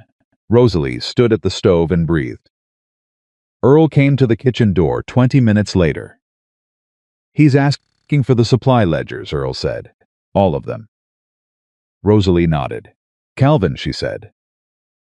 "In the yard," Earl said. "He doesn't know yet." "He'll know soon," she said. "Yes." She looked at Earl. "How are you doing?" she said. Earl made a sound that was almost a laugh. "Been better," he said. "Been a lot worse." He looked at her. "Waiting is the hard part," she said. "Always is," he said. He went back to the yard. She waited. Calvin Rhodes figured it out at 10:45, when Harold Garrett's deputy came to find him in the feed barn and asked him to come to the main house. She heard it from the kitchen, heard Calvin's voice go up in the particular way voices go up when a man has been caught in a thing he was certain he'd gotten away with, and she stood at the work table and held both hands flat on the surface and breathed in through her nose and out through her mouth. Steady, measured, the way you breathe when you've been waiting a long time for something, and it's finally happening. 22 minutes later, Calvin Rhodes walked out of the main house, looking like a different person than the man who had walked in. Something had gone out of him, some quality of certainty, of territorial confidence, of being the second most important man in every room. He walked across the yard with the deputy beside him, and he did not look at the kitchen window, and he did not look at the yard around him, and he did not, as far as Rosalie could see, look at anything. He was gone from the yard by 11. At 11:30, Harold Garrett knocked on the kitchen door. He came in and sat at the work table and laid his hands flat in front of him, the way a man lays his hands when he's about to say something he wants received carefully. "Pierce is going to make this difficult," he said. "I know," Rosalie said. "He's agreed to repay the docked wages," Harold said. "Full amount today, in coin. The flour fraud is documented well enough that he has no choice if he refuses, and we go to formal proceedings. Daniel's testimony puts Calvin in direct violation of ranch accounting law and Pierce as the authorizing party." He paused. "He's trying to keep Calvin's involvement separate from himself. Is that going to work?" Rosalie said. "Not if May Sutton gives a statement," Harold said.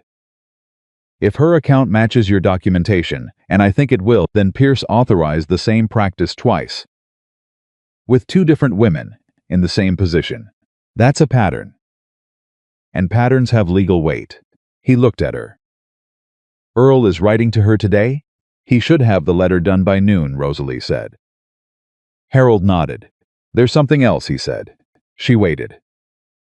"Pierce had visitors last night," Harold said. 3 men. "I know who they are.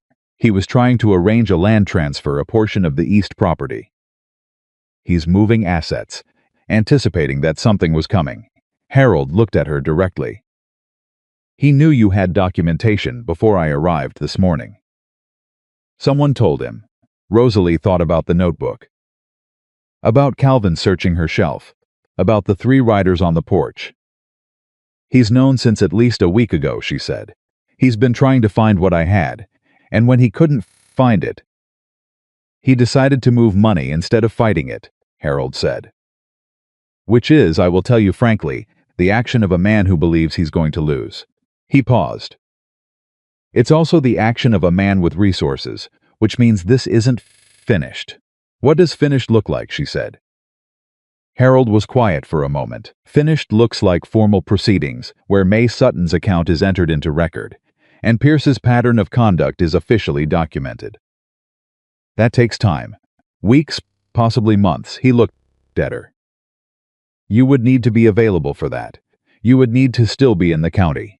Rosalie thought about Clara Whitman. She thought about the East Road restaurant, the conversation over coffee, the way Clara had looked at her hands and said the woman who made this deserves a real kitchen. I can be in the county, she said. I won't be at this ranch. Harold nodded. That's fair. He stood. He took a pouch from his coat pocket and set it on the work table in front of her. Docked wages, he said. Pierce paid without argument when I put it to him in writing.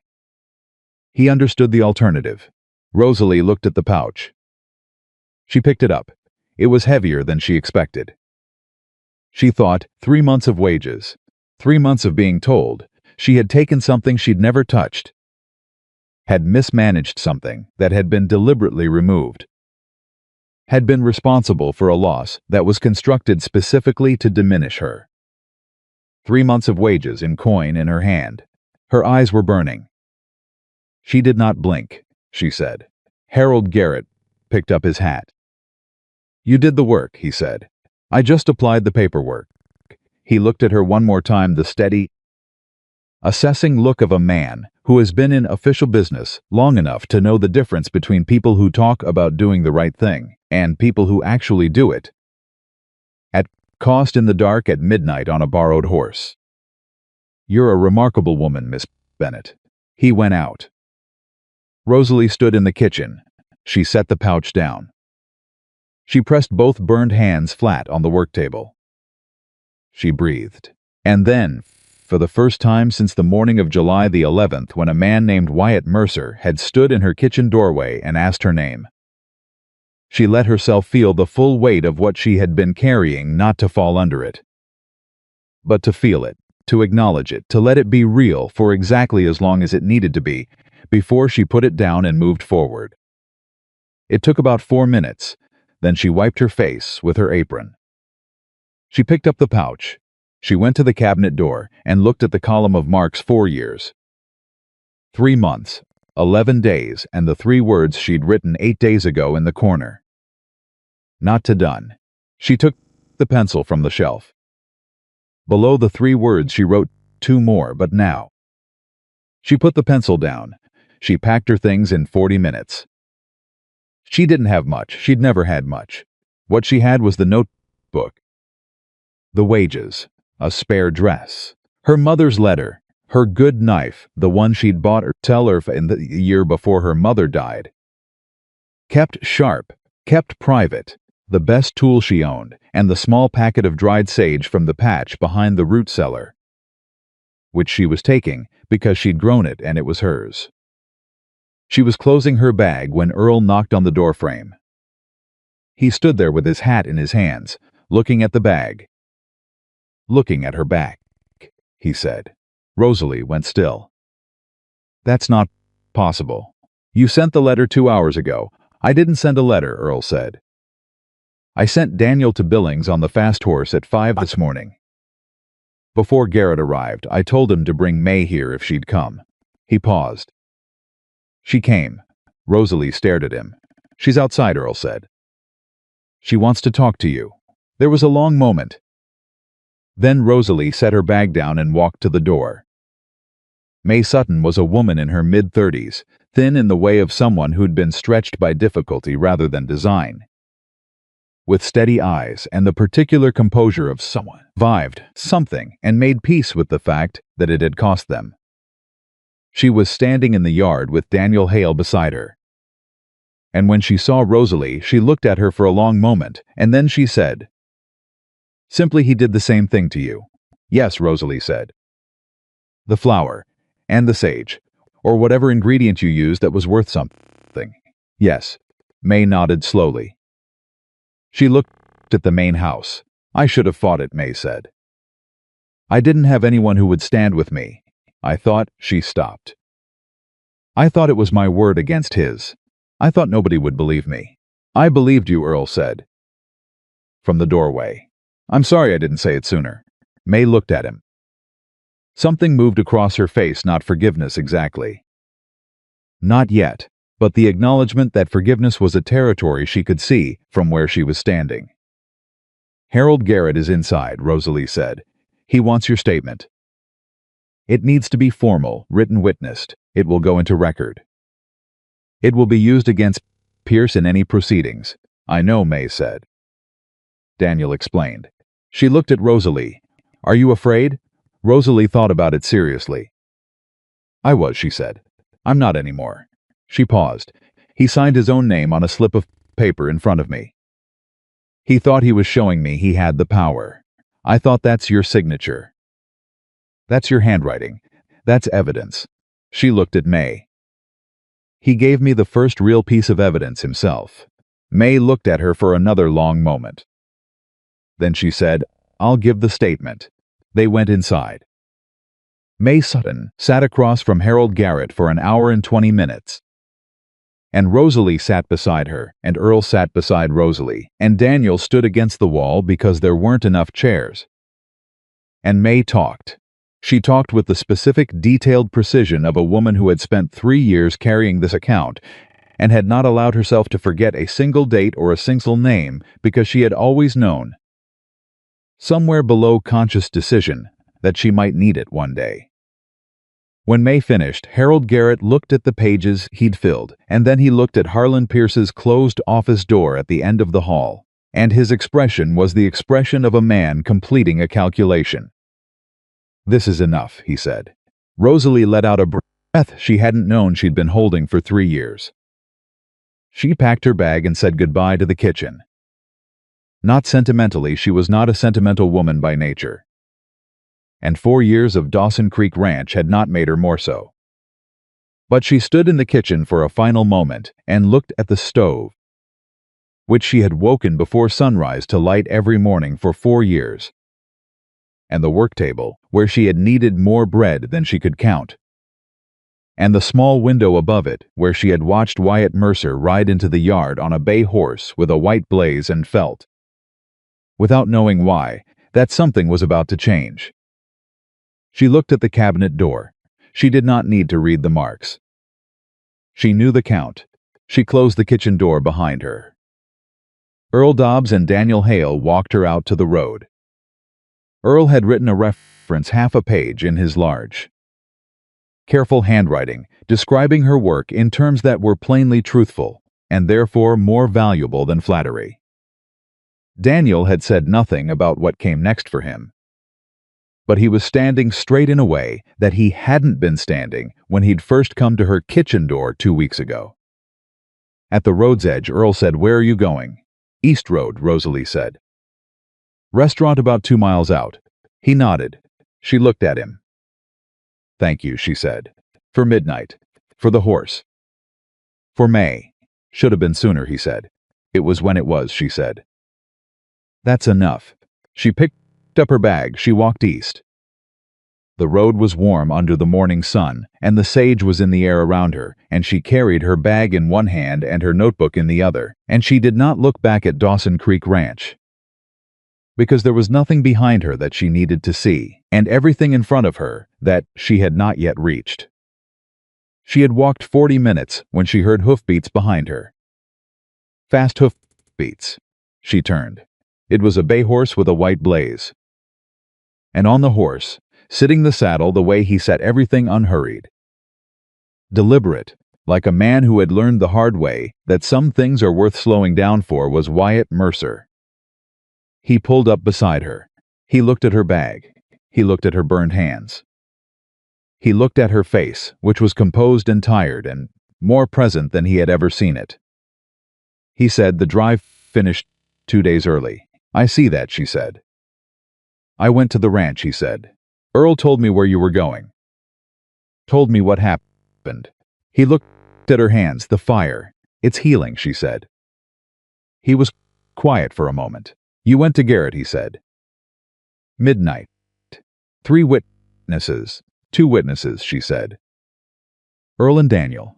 Earl said 3. He counted May Sutton. She looked up at him. Something moved across her face, something complicated and warm and not entirely steady. "May came," she said. "Earl sent Daniel to Billings before I even knew he'd done it. Wyatt nodded slowly. That's what happens, he said, when somebody starts standing up. Other people remember they know how. Rosalie looked at him. She looked at this man on a bay horse in a warm Montana morning, who had come to Dawson Creek Ranch to negotiate a cattle drive, and had asked her name and sat beside her at a table and put a notebook in her hands and gone to Clara Whitman before she even knew there was a Clara Whitman. And she felt something in her chest that she had been not naming for 3 weeks settle into its actual name the way a thing settles when it finally finds the right place. She didn't say it. She wasn't ready for that yet. But she didn't push it back down either. "Walk with me," she said. Wyatt stepped down from the horse. He led the horse by the reins. He walked beside her on the east road. And the sun was warm and the sage was in the air. And 2 miles ahead of them was a small restaurant on the east road run by a widow named Clara Whitman, who needed a cook worth having. And Rosalie Bennett walked toward it with her bag in one hand and her notebook in the other, and the person she was becoming moving just slightly ahead of her, showing her the way. Clara Whitman was waiting on the porch when they came up the east road. She had her arms crossed and her eyes sharp, and the expression of a woman who has been in business long enough to know that when things start moving, they tend to move all at once. She looked at Rosalie. She looked at the bag. She looked at Wyatt Mercer leading the bay horse, and she looked at the burned hands, and she said nothing for a moment. Just took the full picture in the way a careful person takes things in completely before speaking. Then she said, "You're earlier than I expected." "Things moved fast," Rosalie said. "They usually do once they start." Clara looked at her hands. "Can you work with those?" "Yes," Rosalie said. "Does it hurt?" "Yes," Rosalie said. Clara nodded. "Good answer. Come inside." She looked at Wyatt. "You staying?" Not unfriendly. Just direct. The way Clara Whitman was direct about everything. Wyatt looked at Rosalie. Rosalie looked at him. "For a while," he said. Clara turned and went inside, and they followed her. And that was how Rosalie Bennett began the next chapter of her life, through a plain door on an east road in Montana Territory, with burned hands and a notebook and a man walking one step behind her who had learned, in the weeks since he'd first seen her eat scraps from a broken bowl. The restaurant was small. 6 tables, a proper stove, a pantry that was better stocked than the Dawson Creek kitchen had ever been, and a good deal cleaner than it had been in the last month of Calvin Rhodes's reign, over the supply ledger. Clara showed her everything in 20 minutes, what was where, what needed doing, what the regulars ordered, what she'd been cooking herself since her last cook left, and why it wasn't working. "I'm not a cook," Clara said plainly. "I'm a businesswoman who can make adequate food." "Adequate isn't what I'm trying to build." "What are you trying to build?" Rosalie said. Clara looked at her. "Something worth crossing the territory for," she said. Rosalie looked at the stove. She looked at the pantry. She thought about the sage in her bag. "I'll need a few things I don't see here," she said. "And I'll need to know your budget before I plan the week." "Practical," Clara said, with the tone of someone awarding a point. "Necessary," Rosalie said. Clara told her the budget. Rosalie did the arithmetic in her head the way she had always done it. Fast and accurate, the kind of mental calculation that came from years of making very little stretch very far, and she told Clara what she could produce for that number, and what it would take to produce more, and what the difference would mean for the restaurant's reputation within 60 days. Clara listened without interrupting. When Rosalie finished, Clara said, "When can you start?" "This afternoon," Rosalie said. "If I can get to town for 2 items before noon." "Take my horse," Clara said. "Wyatt can go with you." Rosalie looked at Clara. "You're trusting me with your horse after knowing me 40 minutes. I trusted you after knowing you 40 seconds, Clara said. Wyatt vouched for you, and I trust Wyatt's judgment. But I'd already decided before he opened his mouth. A woman who walks 2 miles on a burned hand with a notebook pressed to her chest like it's the most important thing she owns is a woman worth trusting." She paused. Is it the most important thing?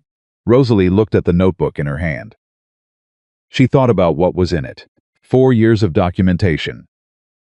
Dates and names and missing flour and a fire and Earl Dobbs saying I'll say it out loud and Daniel Hale saying I saw Calvin move the sacks and May Sutton crossing 40 miles to give a statement to a county commissioner. She thought about what it had cost to fill those pages.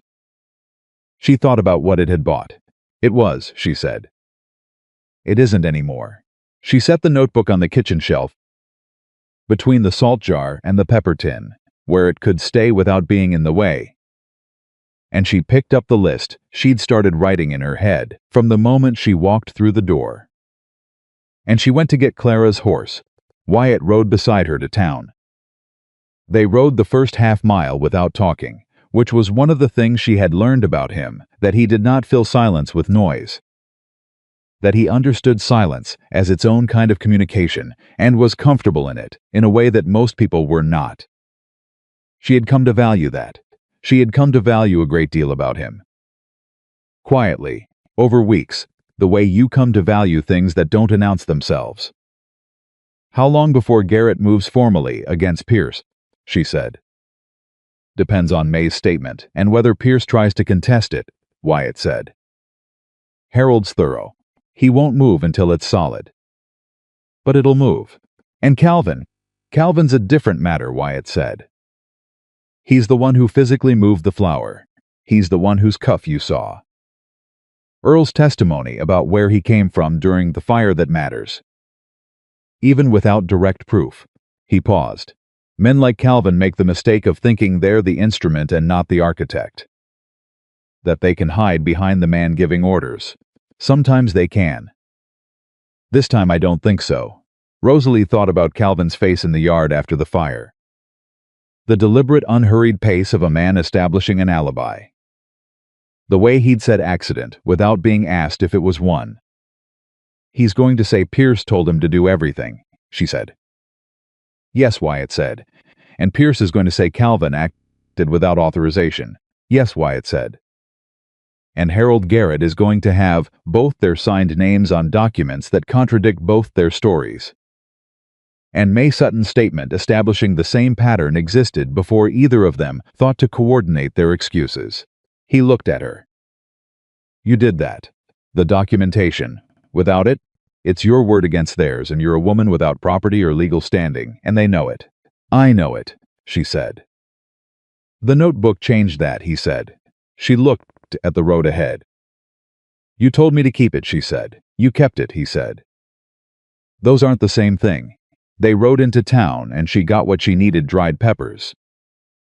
A specific cut of beef that Clara's regular supplier had, and that she'd already planned 3 dishes around, and they rode back and she went directly to the kitchen, and by 2 in the afternoon the restaurant smelled like something that had not existed in that building before she arrived. The first customer who came in at supper was a cattle driver from the north route. Trail dusty and hungry, who ordered whatever was hot and ate it with the focused silence of genuine appreciation. And when he finished, he looked toward the kitchen and said, loudly enough to carry, "Who cooked that?" Clara looked toward the kitchen. "My cook," she said. "Rosalie Bennett." He nodded the way people nod when they've just encountered something better than they expected. "Tell her it's the best thing I've had since." He stopped. "Tell her it's the best thing I've had." Clara looked at Rosalie through the kitchen doorway. Rosalie looked back. She didn't smile. She was already working on the next dish. But something in her eyes, some quality that had been packed down and carefully managed for 4 years and 3 months, lifted slightly. The way a window lifts when someone finally decides the room needs air. That was the first night. By the end of the first week, all 6 tables were full at supper. By the end of the second week, Clara had added 2 more tables and moved one against the wall to make room, and was turning people away on Friday evenings. By the end of the first month, travelers on the East Road were stopping specifically because someone farther back had mentioned the restaurant, and the someone farther back had heard about it from someone else. Which was how a reputation built in territory, where word of mouth was the only advertisement that mattered. Rosalie cooked. She cooked the way she had always been capable of cooking, when nobody was controlling what she had access to, or how much she was permitted to eat, or what she was allowed to take pride in. She cooked with everything she had, every skill, every instinct, every piece of knowledge accumulated over a lifetime of feeding people and loving the way good food could make a person feel seen even when nothing else could. She did not think about Dawson Creek Ranch. She thought about it once. In the third week, when a ranch hand came in for supper, and she recognized him not by name. One of the men from the second shift. Someone who had laughed at Tommy Greer's joke about the doorway, and he sat down and looked at the menu Clara had written on the board, and he looked around, and then his eyes found her in the kitchen doorway, and he went very still. She looked at him. She said, "What can I get you tonight?" He said, quietly, "Whatever you recommend, ma'am." She brought him the stew. He ate every bite. He left a larger tip than the meal cost. She did not feel triumph, exactly. She felt something cleaner than triumph, the satisfaction of a you, and no longer needs anyone else's recognition to confirm it, but receives it when it comes without bitterness and without performance. She wrote in the notebook that night, not documentation, not dates and names and evidence, but something different. Something she'd never used the notebook for before. She wrote, "I used to cook to prove I deserved to be here. I cook now because I love it. I didn't realize how different those two things feel until I felt the second one." She read it back. She closed the notebook. Then came the morning. 6 weeks after she'd walked through Clara's door. When Harold Garrett arrived at the restaurant, before it opened. He came in through the front and sat at the nearest table, and Clara brought him coffee. Without being asked, she had that quality. Clara, of understanding what people needed before they said it. Which was part of why she and Rosalie worked together as well as they did, and Harold wrapped both hands around the cup and looked at Rosalie. "Proceedings started yesterday," he said. Rosalie sat down across from him. "Both of them?" she said. "Pierce and Calvin both." Harold nodded. "May's statement was entered into record 3 days ago. Combined with your documentation and the signed wage doc slip and Daniel Hale's eyewitness account of the flour, the pattern is established beyond what Pierce can contest." He paused. "He's trying. He hired a lawyer from Helena. But the lawyer looked at the evidence and told him, I've been informed that his best option is to settle." "Settle how?" Rosalie said. "Compensate May Sutton for her wrongful dismissal," Harold said. "Compensate you for the full value of wages manipulated over 4 years. Not just the 3 months explicitly docked.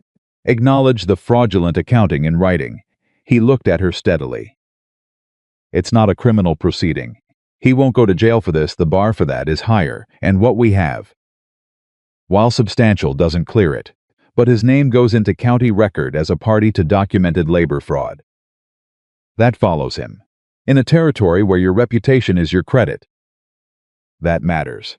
Rosalie thought about May Sutton, who had left in the middle of the night with nothing and no proof and spent 3 years in Billings, carrying an account nobody had believed. "And May," she said. "May gets her compensation," Harold said. "She also gets a formal record that her departure was the result of false accusation rather than genuine misconduct. That record exists, officially. Anyone who about May Sutton can now be pointed to that record." Rosalie was quiet for a moment. She thought about what that meant. Not for herself, for May. For a woman who had come 40 miles on a day's notice because Earl Dobbs sent a 19-year-old boy on a fast horse to ask her. And who had sat across from Harold Garrett for an hour and 20 minutes and said every word she'd been carrying for 3 years. Clearly, completely, with the controlled precision of someone who had held the account intact, specifically, because she had always believed it might matter someday. She deserved that a long time ago, Rosalie said. She did, Harold said. You made it possible. Earl made it possible, Rosalie said. And Daniel. And May herself. Harold looked at her. You started it, he said, midnight, on a borrowed horse. With burned hands, he stood, picked up his hat, Pierce's lawyer will contact you about the wage settlement within the week. Don't accept the first number. You have leverage and he knows it. He left. Clara set a cup of coffee in front of Rosalie. Rosalie looked at it. Don't accept the first number, Clara said, in the tone of a woman who had negotiated her share of agreements and found that advice universally applicable. Rosalie almost laughed. She did not almost laugh very often. It felt like something she was relearning, the way you relearn a physical skill after injury carefully, testing the range of it, finding it was still there. What do you know about negotiating with lawyers? Rosalie said. I know that the first number is always what they hope you'll take, Clara said. And the second number is what they actually plan to offer. And the third number, if you get there, is what the thing is actually worth. She sat down across from her. I'll sit with you if you want. Rosalie looked at her. This woman who had come through her kitchen door 6 weeks ago, because Wyatt Mercer had come to her restaurant and said there's a cook on Dawson Creek who deserves better than what she's getting. This woman who had handed over her horse after 40 minutes and her kitchen after 40 seconds and her trust in the complete, unqualified way that some people extend trust not recklessly, but from a position of knowing their own judgment and standing behind it. I'd like that, Rosalie said. She got to the third number. Pierce's lawyer arrived at the restaurant on a Tuesday, which Rosalie noted as a choice. A lawyer who comes to your workplace rather than summoning you to his is a lawyer who already knows the power in the room isn't entirely on his side. Clara sat at the corner table with her coffee and her ledger, and her expression of a woman doing her own work who happened to be present, which was entirely intentional. The first number was insulting. Rosalie said so, plainly without anger. The second number was better. Rosalie said it was closer, and told him what she actually wanted, and why the documentation supported it, and what Harold Garrett's formal record said about the established pattern of wage manipulation, which meant the liability extended further back than the 3 months explicitly documented, and they both knew it. The lawyer looked at her for a long moment. He wrote a third number. She looked at it. She looked at Clara. Clara made no expression whatsoever, which was its own kind of expression. Rosalie looked at the lawyer. Add May Sutton's compensation to that figure, she said. Written into the same agreement. Not a separate negotiation, the same one. Today finalized. The lawyer looked genuinely surprised. Miss Bennett, May Sutton's settlement is a separate. It's the same pattern, Rosalie said. Harold Garrett's record says so. One agreement, both parties compensated. Signed today. Or we go to formal proceedings and you explain to your client why he didn't take the option that kept his name out of the territorial newspaper. There was a long silence. The lawyer picked up his pen. He wrote the agreement. He included May Sutton. He signed it. Rosalie signed it. Clara witnessed it. When the lawyer left, Clara looked at Rosalie across the table. Well, Clara said. Well, Rosalie said. You just negotiated for a woman who wasn't in the room, Clara said. She should have been in the room 3 years ago, Rosalie said. This was the least I could do.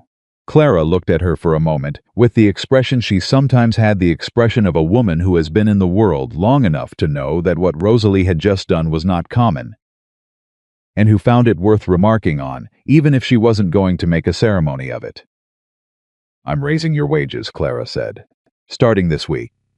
Rosalie looked at her. The restaurant is doing well enough to support it, Clara said briskly. And I should have offered more at the start, but I didn't know yet what you were worth, and now I do.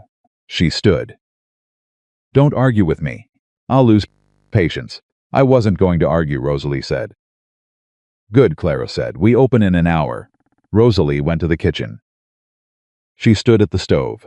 She thought about Harlan Pierce in his office, looking at her with those eyes the color of water that hadn't moved in a long time. Saying her dietary situation requires management, saying she'd received special accommodations, saying things go back to normal now. She thought about the way he had pronounced the word ideas when he said the Mercer situation gave her ideas. as though ideas were something that happened to women, the way bad weather happened to buildings from outside. Against their nature, something to be managed back into order. She thought about how wrong he had been. The ideas had always been hers.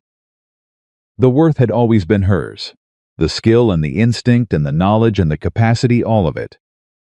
Always hers. What Wyatt Mercer had done was not give her those things.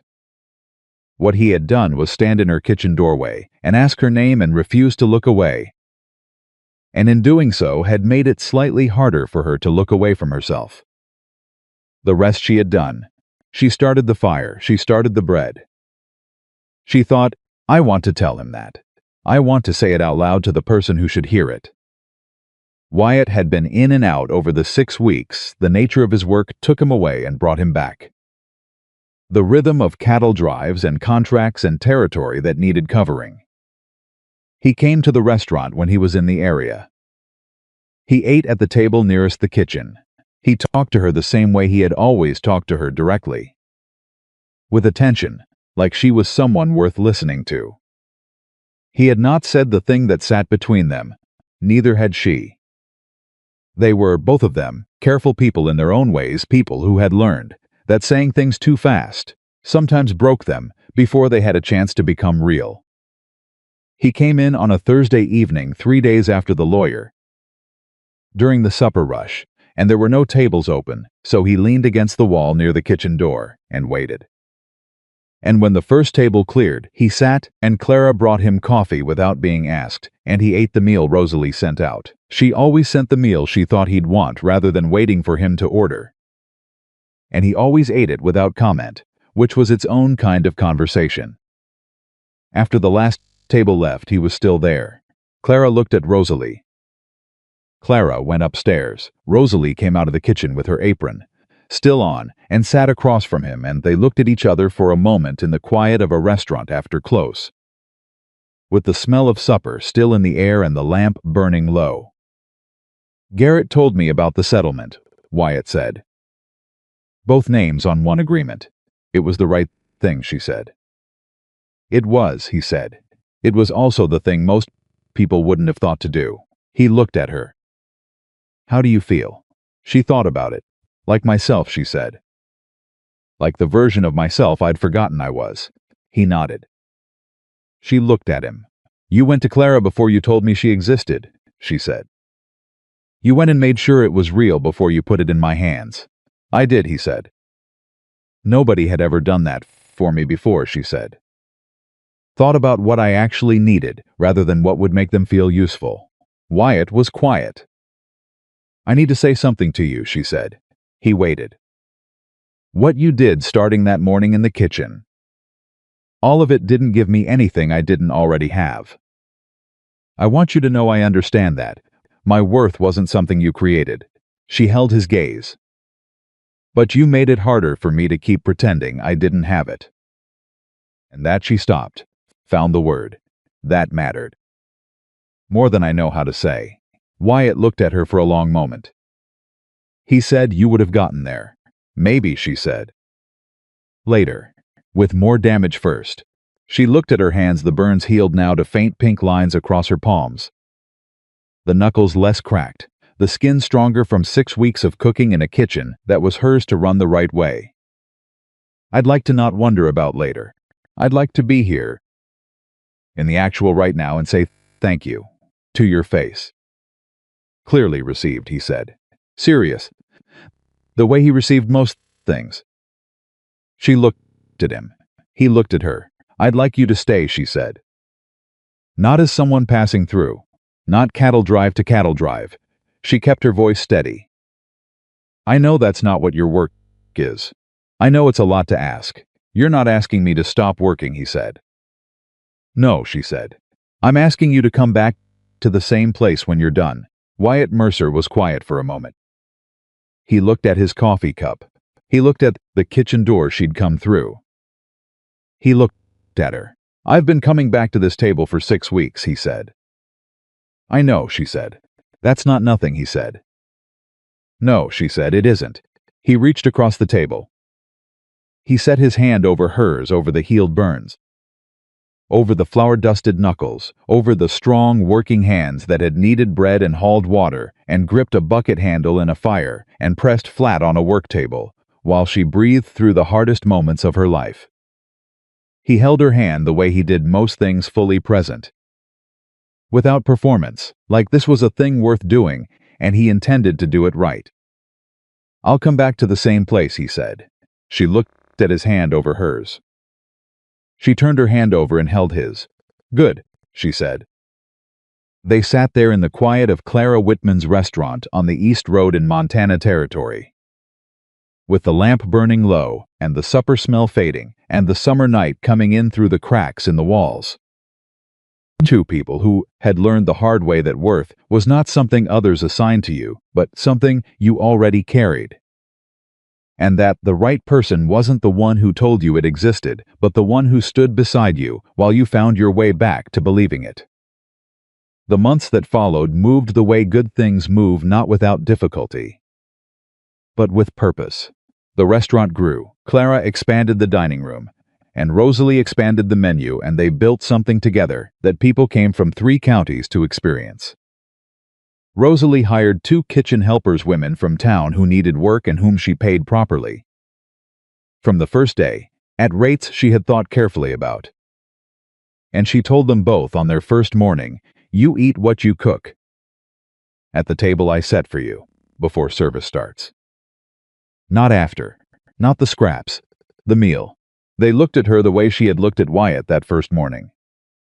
Like someone had asked a question nobody had asked them before. She understood that look. She intended to give them the answer a different way. May Sutton wrote in the autumn. She was in Billings, using the settlement to open a small boarding house. She wrote that the formal record had made it possible that when she'd applied for the loan, the county documentation clearing her name had been the thing that moved the lender from hesitation to agreement. She wrote, "I didn't know a piece of paper could give you your name back. But it did. Thank you for making it exist." Rosalie read the letter at the kitchen table before the morning shift. She held it for a moment. She put it in the notebook. Between the pages. She went to work. In the spring of 1872. On a morning when the range had gone green, and the sky was the particular blue of a country that has remembered how to breathe after a hard winter.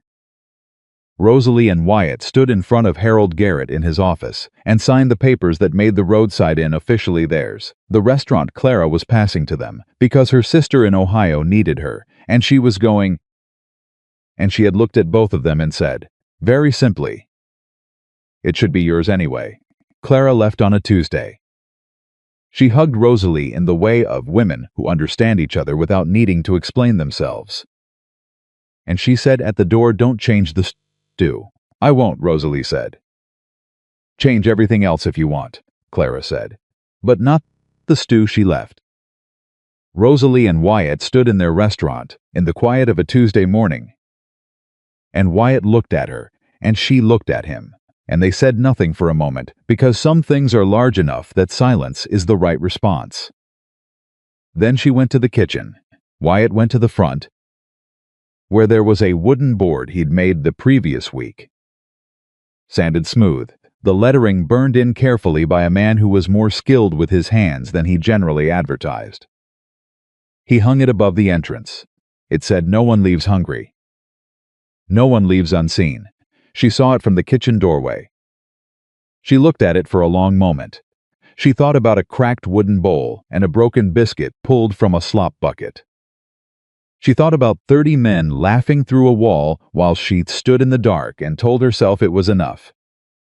She thought about 4 years of marks on a cabinet door and a notebook pressed against her ribs, and Earl Dobbs putting his boots on at midnight, and Daniel Hale standing straight in the kitchen doorway, and May Sutton crossing 40 miles because someone finally asked her to come. She thought about a man in a kitchen doorway who asked her name and meant it. She thought, that woman in the dark kitchen, pressing her back against the wall. Eating cold scraps alone, she did not disappear. She did not get replaced. She grew into this. She grew into every inch of this. She went back to the stove. She started the fire. She started the bread. And Rosalie Bennett, who had once been invisible, who had once eaten from a broken bowl while the world feasted on everything she made, who had once believed that having a job was better than having nothing, not knowing yet that she deserved to have everything, stood in her own kitchen on a spring morning in Montana Territory and cooked. Finally and completely, as the woman she had always been. Not the woman someone else had decided she was. Not the woman 4 years of diminishment had tried to make her. The woman she had always, underneath all of it, already been. And that woman was extraordinary, and she knew it, and she never forgot it again.